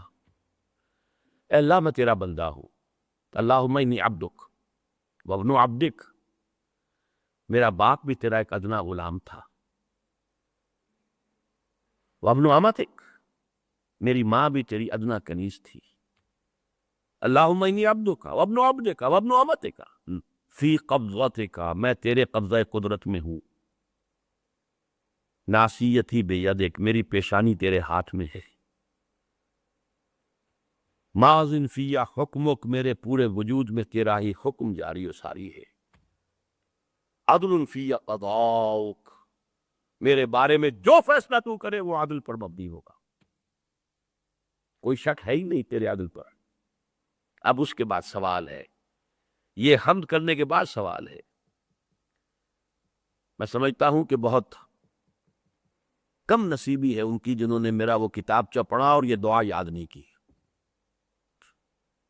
اللہم انی عبدک وابن عبدک وابن امتک فی قبضتک ناصیتی بیدک ماض فی حکمک عدل فی قضاؤک۔ یہ ساری حمد تحمید ہے، یہ ساری تواضع، یہ عاجزی، یہ ان کے ساری تمہید ہے کس بات کی؟ اسألوک بکل اسم ہو لک، اے اللہ میں تجھ سے سوال کرتا ہوں تیرے حق اس نام کے حوالے سے جو تیرا ہے، جو تیرے اسماء ہے، میں انہی کے حوالے سے پکار سکتا ہوں۔ قرآن مجید میں آیا ہے کہ نہیں؟ لہ الاسماء الحسنی فادعوہ بہا، اللہ کو جب بھی پکارنا ہو اللہ کے ناموں کے حوالے سے پکارو۔ اے اللہ تیرا جو بھی نام ہے میں اس کا واسطہ دے کر تجھ سے سوال کر رہا ہوں۔ اسألوک بکل اسم ہو لک سمیت بہ نفسک، جس سے تو نے اپنے آپ کو موسوم کیا، خود اپنے لیے وہ نام اختیار کیا، او انزلتہ فی کتابک، یا وہ نام تو نے اپنی کسی کتاب میں نازل فرمایا، او علمتہ احدا من خلقک، یا وہ نام جو تو نے اپنے بندوں میں سے کسی کو کبھی سکھایا، اب استأثرت بہ فی مکنون العلم عندک، اور اے اللہ وہ نام بھی جو تو نے ابھی اپنے پاس خزانہ غیب کے اندر رکھے ہوئے ہیں میں اس کا بھی واسطہ دے رہا ہوں، یعنی تیرے وہ نام بھی ہیں جو تو نے کسی کو ابھی تک نہیں بتائے۔ یہ محمد رسول اللہ کی دعا ہے۔ اسألوک بکل اسم ہو لک سمیت بہ نفسک او علمتہ احدا من خلقک او انزلتہ فی کتابک او استأثرت بہ، جسے تو نے محبوب بنا کر اپنے پاس ہی چھپا کر رکھا ہوا ہے، تیرا وہ نام بھی ہے۔ اب استأثرت بہ فی مکنون الغیب عندک، غیب کا جو چھپا ہوا خزانہ ہے جو خاص تیرے پاس ہے، اور تو نے وہ نام ابھی اپنے ہی پاس اسی خزانے میں رکھا ہوا چھپا کر، میں اس کا بھی واسطہ دیتا ہوں۔ انت جعل القرآن ربیع قلبی، مانگا کیا ہے؟ دولت نہیں مانگی، اولاد نہیں مانگی، کیا مانگ رہا ہے؟ انت جعل القرآن ربیع قلبی، اس قرآن کو میرے دل کی بہار بنا دے، ونور صدری، میرے سینے کا نور بنا دے، وجلاء حزنی، میرے غم اور رنج کا مداوا بنا دے، وذہاب ہمی وغمی، اور میرے ہموم اور تفکرات کا مداوا بنا دے اس قرآن۔ یہ دعا مجھے کیوں یاد آ گئی؟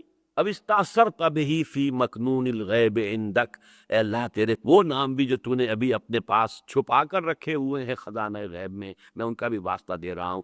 حضور فرماتے اس روز وہ خزانہ غیب بھی مجھ پر کھول دیا جائے گا۔ فرمایا ثم یفتح اللہ علی ویلہمنی، پھر اللہ کھول دے گا مجھ پر اور الہام فرما دے گا مجھے، من محامدہ وحسن ثناء علیہ شیئا لم یفتحہ لأحد قبلی، وہ تمام خزانے جو اللہ نے مجھ سے پہلے کسی پر نہیں کھولے ہوں گے وہ اس وقت مجھ پر کھول دیے جائیں گے۔ ثم یقال یا محمد، اب جب یہ سب کچھ ہو جائے گا تو کہا جائے گا، پکارا جائے گا۔ اب ذرا یہ بھی نوٹ کیجئے، یہ نہیں کہا کہ اللہ کہے گا، یقال، گر حفظ مراتب نہ کنی زندیقی، مراتب کا لحاظ اگر نہ ہو، ابن عربی کا وہ شعر جو میرے بعد دروس میں آیا ہوگا، اب یہ چیزیں پھر آ رہی ہیں، بار بار وہی آئے گی، بار بار آئے گی۔ الرب رب وَإِن تنزل والعبد عبد وَإِن ترقى، رب رب ہی ہے چاہے کتنا ہی نیچے آ جائے، چاہے سمائے دنیا پر آ جائے، پہلے آسمان پر آتا ہے کہ نہیں آتا؟ حدیث میں ہے کہ نہیں؟ ہر رات کے پچھلے گھڑیوں میں، جنہیں آپ کہتے ہیں small hours of the morning, یہ 2 3 4 یہ سب سے چھوٹے ہیں نا، ان سے 1 2 3 4 12 کے بعد 1 پہ آ گئے نا، ایک دم small hours of the evening, یہ جو شروع کی صبح کی آف دی مارننگ، ان میں اللہ نزول اجلال فرماتا ہے، پہلے آسمان پر آ جاتا ہے۔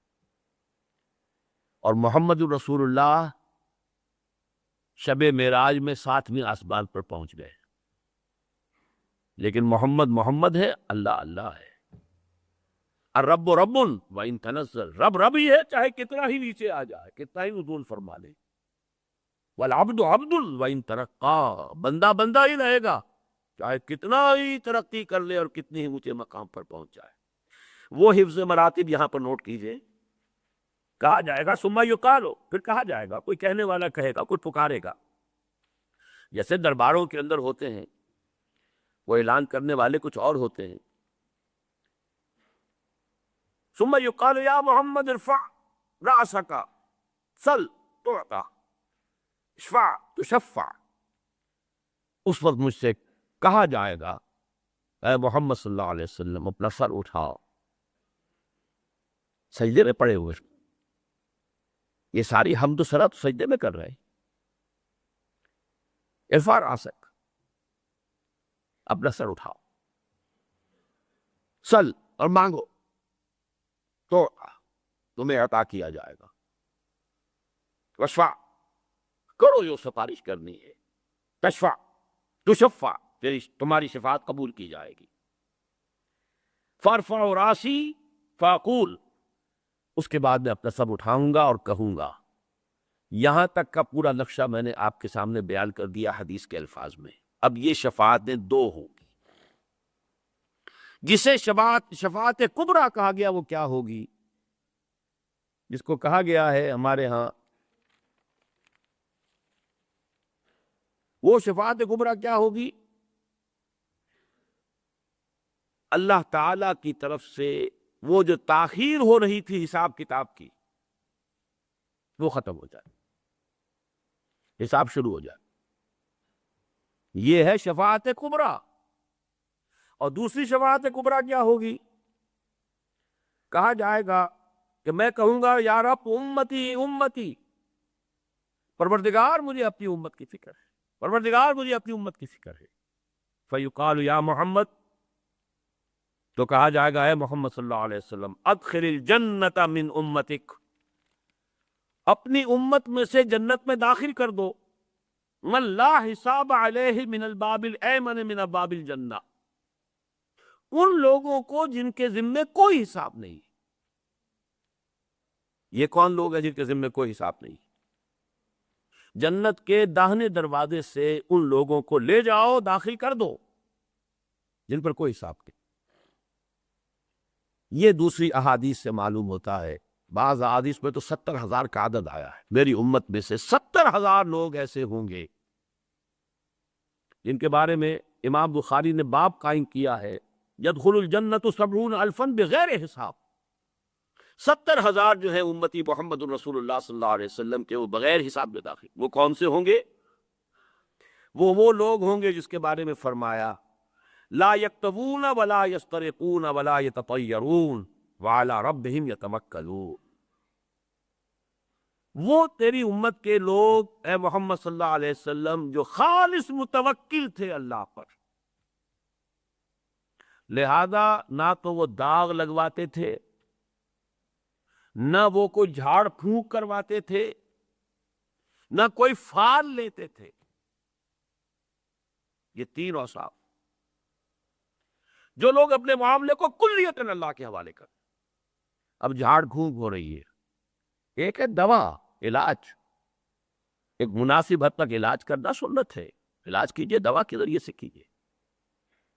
جیسا کہ میں نے عرض کیا، آپ سے آ کر کسی نے کہا کہ مجھے یہ تکلیف ہے، میں اللہ سے دعا کر رہا ہوں، آپ بھی دعا کیجئے، بالکل اس پہ کوئی حرج نہیں، قطعاً کی یہ شفاعت ہے اور یہ جائز ہے، ہونی چاہیے۔ اسی طرح کسی سے آپ نے کہا مجھے پانی پلا دو، یہ بالکل ٹھیک ہے۔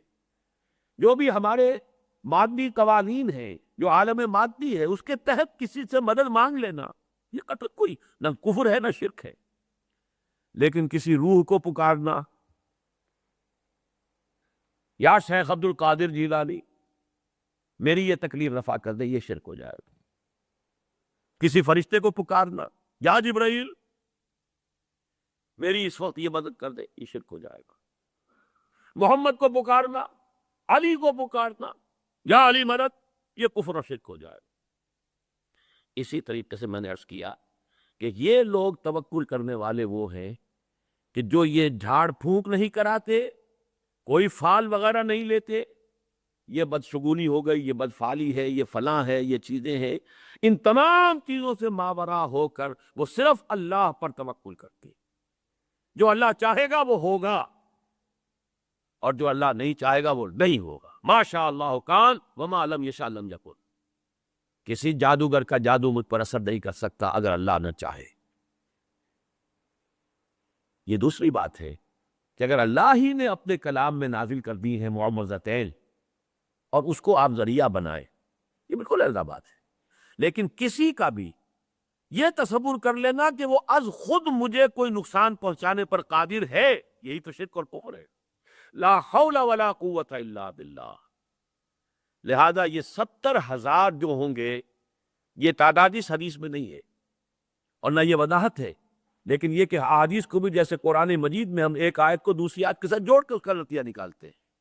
شفاعت کبریٰ محمد الرسول اللہ صلی اللہ علیہ وسلم کی، جس کا کہ عوام میں نہ معلوم کیا تصور ہو گیا ہے، از روح احادیث صحیحہ صرف یہ 2 شفاعتیں ہیں جو محمد کو حاصل ہیں صلی اللہ علیہ وسلم، جو خاص ہیں آپ کی ذات کے ساتھ، اور وہ یہ ہیں کہ جب قیامت میں دیر ہو رہی ہوگی، ہیئرنگ میں سماعت شروع نہیں ہو رہی، اور سختیوں میں ہوں گے اور شدائد میں ہوں گے، اس وقت آپ کی شفاعت سے حساب کتاب شروع ہو جائے گا۔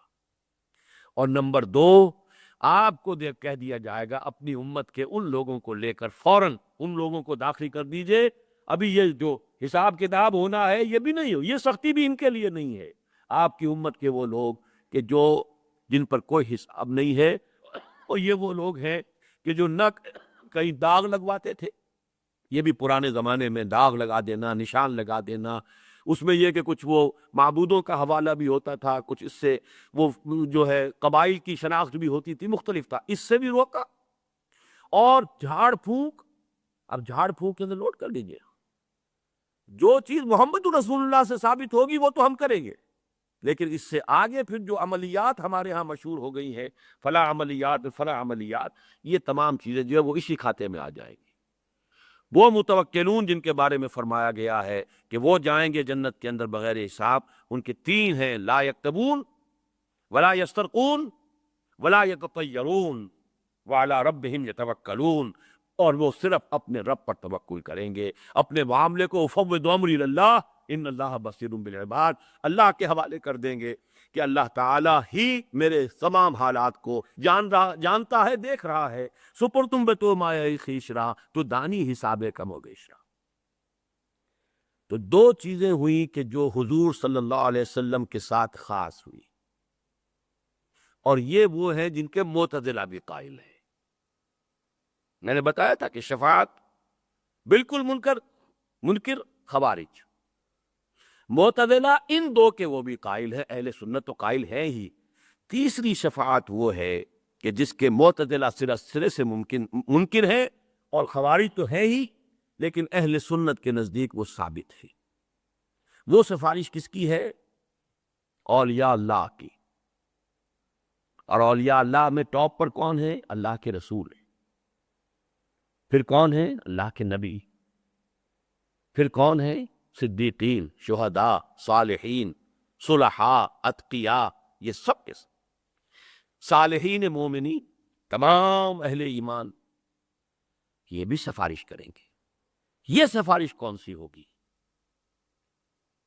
اس سفارش کے لیے میں نے پہلے جو مثال دی تھی کہ جیسے آپ کہتے ہیں اللہ مجھے معاف فرما دے، کوئی اور بھی شامل کر دے اپنی بات، اللہ اس کو معاف فرما دے، بغیر اس کے کہ یہ تصور ہو کہ اللہ پر کسی کا زور ہے، بغیر اس کے کہ کوئی تصور ہو کہ اللہ کسی کی بات ماننے پر مجبور ہے، بغیر اس کے کہ کوئی یہ تصور ہو کہ یہ اللہ کا نائب ہے اس لیے مختار ہے، اختیار رکھتا ہے، بغیر اس کے کہ یہ تصور ہو کہ یہ اللہ کا ولی ہے، لاڈلا ہے، اور اللہ اس کی بات جو ہے وہ ہرگز نہیں ٹالے گا، نہیں۔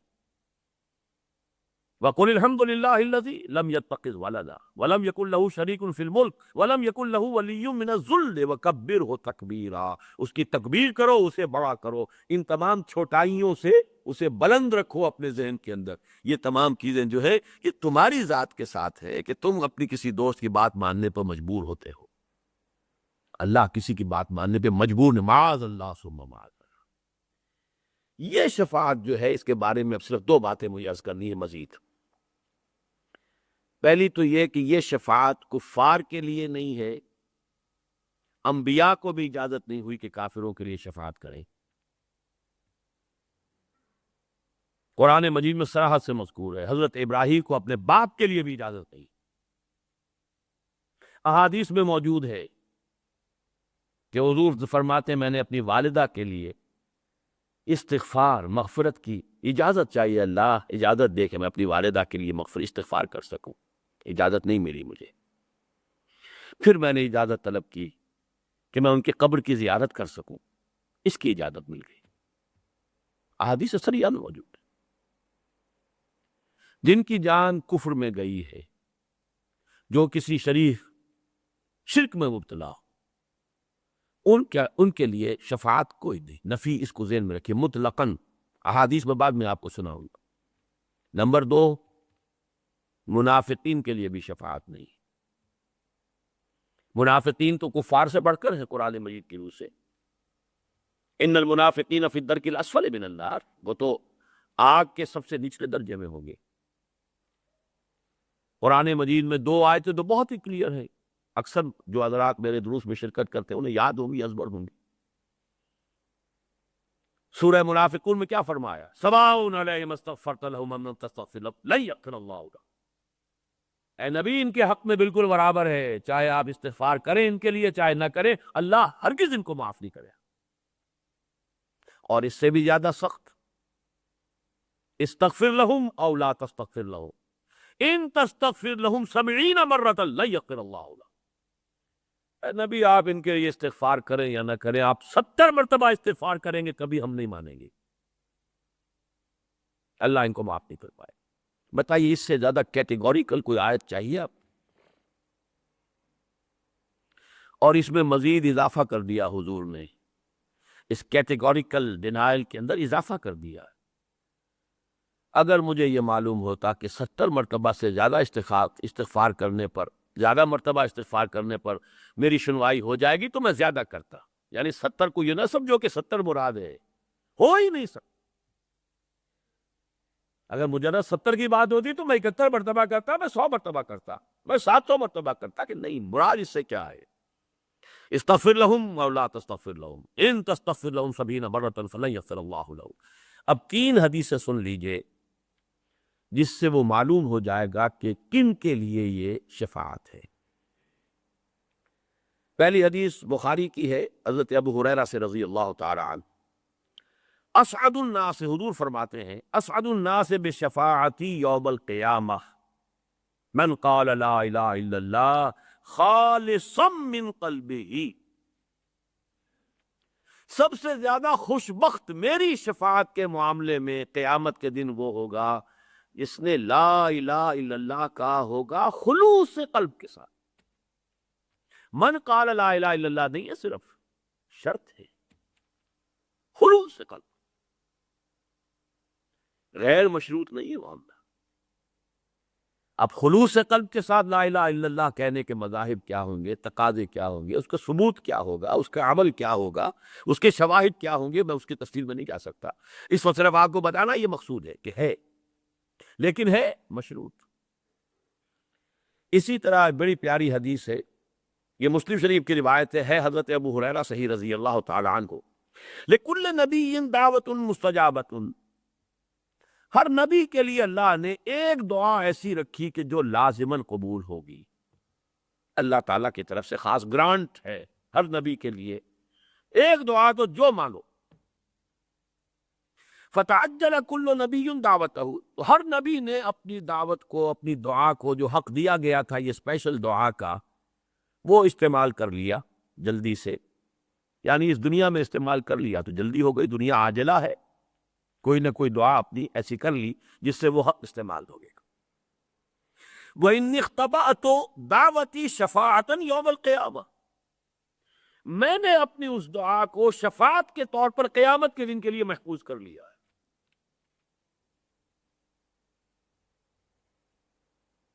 کتنا حوصلہ افزا معاملہ ہے، کتنا امید افزا، لیکن آگے شرط آ رہی ہے، فَهِيَ نَائِلَةٌ إِن شَاءَ اللَّهُ تَعَالَى مَن مَّاتَ مِنْ أُمَّتِي لَا يُشْرِكُ بِاللَّهِ شَيْئًا، وہ میری شفاعت، اور یہاں بھی انشاءاللہ وہ میری شفاعت، وہ دعا اللہ نے گرانٹ کی ہوئی ہے پہلے سے، وہ دعا جو میں نے رکھ لی ہے کہ شفاعت کے لیے استعمال کروں گا قیامت کے دن اپنی امت کے لیے، وہ انشاءاللہ میری یہ دعا اس شخص کے حق میں ثابت ہو جائے گی، مفید ہو جائے گی جو مرا ہو اس حال میں کہ اس نے اللہ کے ساتھ شرک نہ کیا۔ اب یہاں شرک کس کس کو کہتے ہیں؟ شرک صرف بت پرستی کا نام ہے، شرک صرف بتوں کو سجدہ کرنے کا نام ہے، یا جھنڈے کی سلامی بھی شرک ہے، یا قومی ترانے میں کھڑا ہونا بھی شرک ہے؟ اس کا سمجھنا ذرا باریک بات ہے۔ شرک نے ہمیشہ بھیس بدلے ہیں، ہمیشہ بھیس بدلے، ہر دور میں نئی صورت میں آیا ہے۔ آج کا سب سے بڑا شرک انسانی حاکمیت کا شرک، ان الحکم الا للہ لا یشرک فی حکمہ احدا، نہیں ہم سب شریک ہیں، اللہ تیری حاکمیت میں شریک ہے، بلکہ تجھ سے بڑے حاکم ہے، تیرا حکم نیچے، ہماری مرضی اوپر۔ تو شرک پر تو میرے پیچھے لیکچر سنیے، کبھی ہے 20 سال پرانے، کبھی مجھے بھی خواہش ہوتی ہے کبھی میں بھی سنوں ان کو، لیکن یہ کہ میں نے الحمدللہ کہ اس کے مختلف پہلوؤں کو واضح کیا ہے۔ شرک فی الذات، شرک فی الصفات، شرک فی الحقوق، ان 3 اعتبارات سے 6 گھنٹے کے لیکچرز۔ ایک شرک وہ بھی ہے، ذرا غریبانوں میں جھانکیے، کون اس سے بچا ہوگا؟ تعس عبد الدینار و عبد الدرہم، ہلاک ہو جائے درہم و دینار کا بندہ، اس کا معبود دولت ہے، حلال اور حرام کی تمیز نہیں ہے، دولت ہونی چاہیے۔ کون ہے معبود؟ دولت۔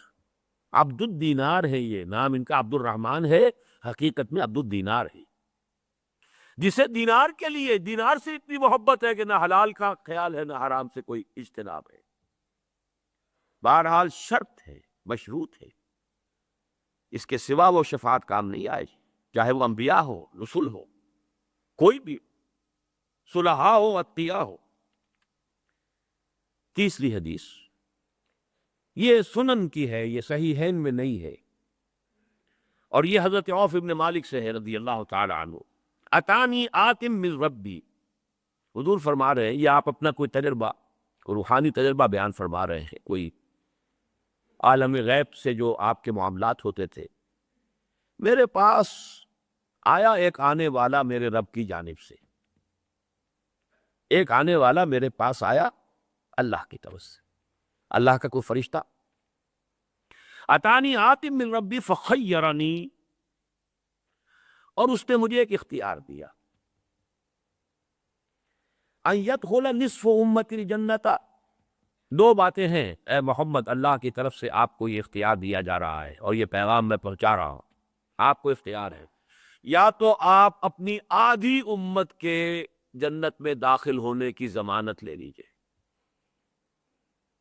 ان یدخل نصف امتی الجنہ، اور دوسرا آپشن کیا ہے، وبین الشفاعت ہے، اور یہ کہ دوسرا یہ ہے کہ شفاعت کریں قیامت کے دن۔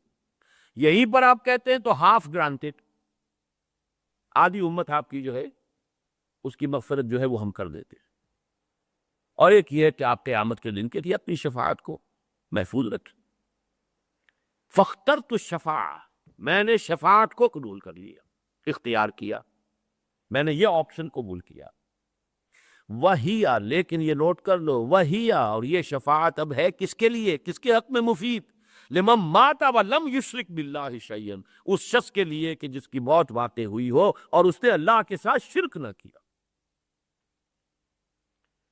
اب آخری نقطہ نوٹ کیجئے کہ قیامت کے دن جب یہ شفاعت ہوگی تو اس کا نقشہ کیا ہوگا اور کیوں ہوگی۔ پہلی بات تو یہ سمجھنی چاہیے۔ دیکھیے، اس شفاعت کا صرف ایک فائدہ ہے اور ایک ہی مقصد ہے، اللہ اپنے بندوں کے قدر افزائی کے لیے، جب تمام نوع انسانی جمع ہوگی، سب کے سامنے آ جائے ہو از ہو، اللہ اپنے بندوں میں سے اولیاء، صلحاء، اتقیاء، انبیاء، رسل، ان کی کیا قدر و منزلت ہے، اس کے ظہور کا ایک ذریعہ اس شفاعت کو بنائے۔ لیکن شفاعت ہوگی اس کس کی، کون کرے گا، جسے اجازت ملے، کس کے لیے، جس کے لیے اجازت ہو۔ اب آپ ذرا نوٹ کیجئے کہ اگر تو یہ ہو کھلم کھلا، اگر ہم جو بھی ہمارا تصور ہے مادی طور پر عدالت لگی ہوئی ہے، وہ جو کبھی میر خسرو نے کہا تھا کہ خدا خود میر محفل بود اندر لامکاں خسرو، محمد شمع محفل بود شب جائے کہ من بودم، کوئی لامکاں کی محفل ایسی ہے، سمجھ لیجئے صدر جو ہے میر محفل اللہ تعالیٰ ہے، عدالت لگی ہوئی ہے، لامکاں ہے، وہ کسی سپیس، ٹائم اینڈ سپیس میں نہیں ہے، ہے ورا بیونڈ ٹائم اینڈ سپیس۔ خدا خود میر محفل بود اندر لامکاں خسرو، محمد شمع محفل بود۔ اب اس کا تصور کیجئے، خدا میر محفل ہے، عدالت لگی ہوئی ہے، مقدمات چل رہے ہیں، اگر اب آپ کہیں کہ کسی کے بارے میں ہاں اے محمد آپ کر سکتے ہیں، اس کے بارے میں شفاعت آپ کر سکتے ہیں، تو وہ مقصد تو فوت ہو گیا، پھر ان کی قدر افزائی کیا ہوئی؟ وہ تو معلوم ہوا کہ سب کچھ اللہ کی اجازت سے کیا ہے، جس کے لیے اللہ کی پہلے سے مرضی ہے اس کے لیے کہا گیا ہے، لہذا یہ سب کچھ اس طور سے نہیں ہوگا جو ہم اپنے عالمی مادی تصورات کے تحت جس کا تصور کر سکتے ہیں۔ اس کے لیے میں نے کہا تھا وہ لفظ جو حدیث میں یلہمنی، یہ ہوگا اس وقت بھی خفیہ، الہام ہوگا، لوگوں کو معلوم نہیں ہوگا کہ اس پرٹیکولر پرسن کے لیے محمد الرسول اللہ کی شفاعت کی اجازت ہو گئی ہے۔ اگر تو وہاں اس طور سے ہو، کھلم کھلا ہو، علل اعلان ہو، تو حضور کا مقام و مرتبہ تو واضح نہیں ہوا، وہ تو اختیار خداوندی کا ظہور ہو گیا، وہ تو معلوم ہو گیا کہ اللہ ہی معاف فرمانا چاہتا تھا، صرف اس نے محبت سے کہہ دیا ہے، یا شیخ عبد القادر سے کہہ دیا ہے، یا ابو بکر صدیق سے کہہ دیا کہ ہاں آپ آپ چاہیں تو اس کے لیے شفاعت کر سکتے ہیں، تو اس سے جو میں نے مقصد معین کیا ہے، آخر کوئی شے بغیر کسی مقصد کے تو نہیں ہے، کیوں ہے یہ شفاعت؟ اس کو پہلے میں نے معین کیا ہے تاکہ اللہ اپنے مقربین بارگاہ کی جو قدر و منزلت ہے، جو ان کا مقام ہے، اس کو واضح کر دے، سب لوگوں پر کھل جائے، ہو از ہو، کس کا کیا رتبہ ہے۔ اور یہ اسی وقت ہوگا جب یہ سب کچھ الہام کے طور پر ہو رہا ہے، وہ اعلام اعلانیہ نہیں، اعلام اعلانیہ ہو تو پھر وہ مقصد جو ہے وہ فوت ہو جائے گا۔ اسی لیے اس حدیث میں وَيُلْهِمُنِي، اللہ مجھے الہام فرمائے گا، اس وقت بھی جب کہ حضور جا کر سجدے میں سر رکھیں گے عرش کے تھائر میں، عرش کے نیچے یا عرش کے سامنے، تو اب اگر فرض کیجئے کہ جیسے ہم تصور کریں گے کہ اللہ ڈکٹیٹ کرتا جا رہا ہے، محمد اس طریقے سے میری حمد کرو، تو وہ تو بے تو کی بات ہو گئی۔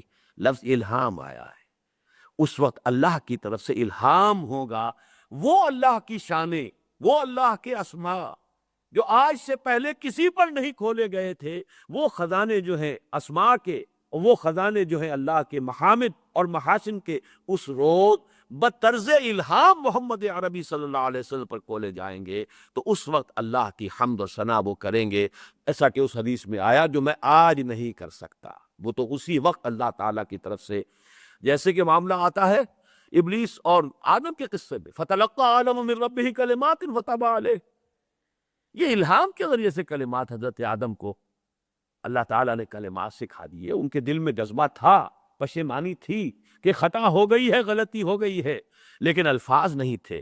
فَتَلَقَّىٰ آدَمُ مِن رَبِّهِ كَلِمَاتٍ فَتَابَ عَلَيْهِ، اسی طریقے سے اللہ تعالیٰ کی طرف سے الہام ہوگا، الہام کے ذریعے سے اولیاء اللہ، صلحاء، اتقیاء، انبیاء، رسل، اور سب سے بڑھ کر محمد الرسول اللہ صلی اللہ علیہ وسلم شفاعت فرمائیں گے، لیکن کس کے لیے فرمائیں گے؟ ایک تو قانونی شکل ہے، وہاں اس روز اللہ کی طرف سے جس کے لیے اجازت، پرمیشن گرانٹ ہو جائے، اگرچہ وہ اعلانیہ نہیں ہوگی، بطرز الہام ہوگی، اور ثانیاً جو حضور صلی اللہ علیہ وسلم نے ہمیں خود بتا دیا کہ وہ میری شفاعت مفید ہوگی کس کے لیے؟ من قال لا الہ الا اللہ خالصا من قلبہ، بخاری کی روایت، اس کے لیے مفید ہوگی جس نے لا الہ الا اللہ پورے خلوص قلب کے ساتھ کہا تھا، اور اس کے لیے ہوگی من مات ولم یشرک باللہ شیئا، جو برا ہو اس حال میں کہ اس نے اللہ کے ساتھ کسی کو شریک نہ کیا ہو۔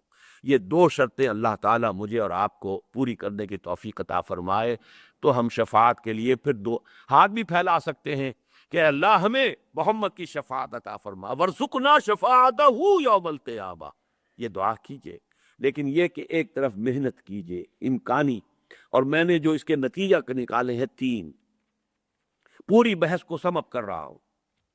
آج کی پوری بحث کا حاصل کیا ہے؟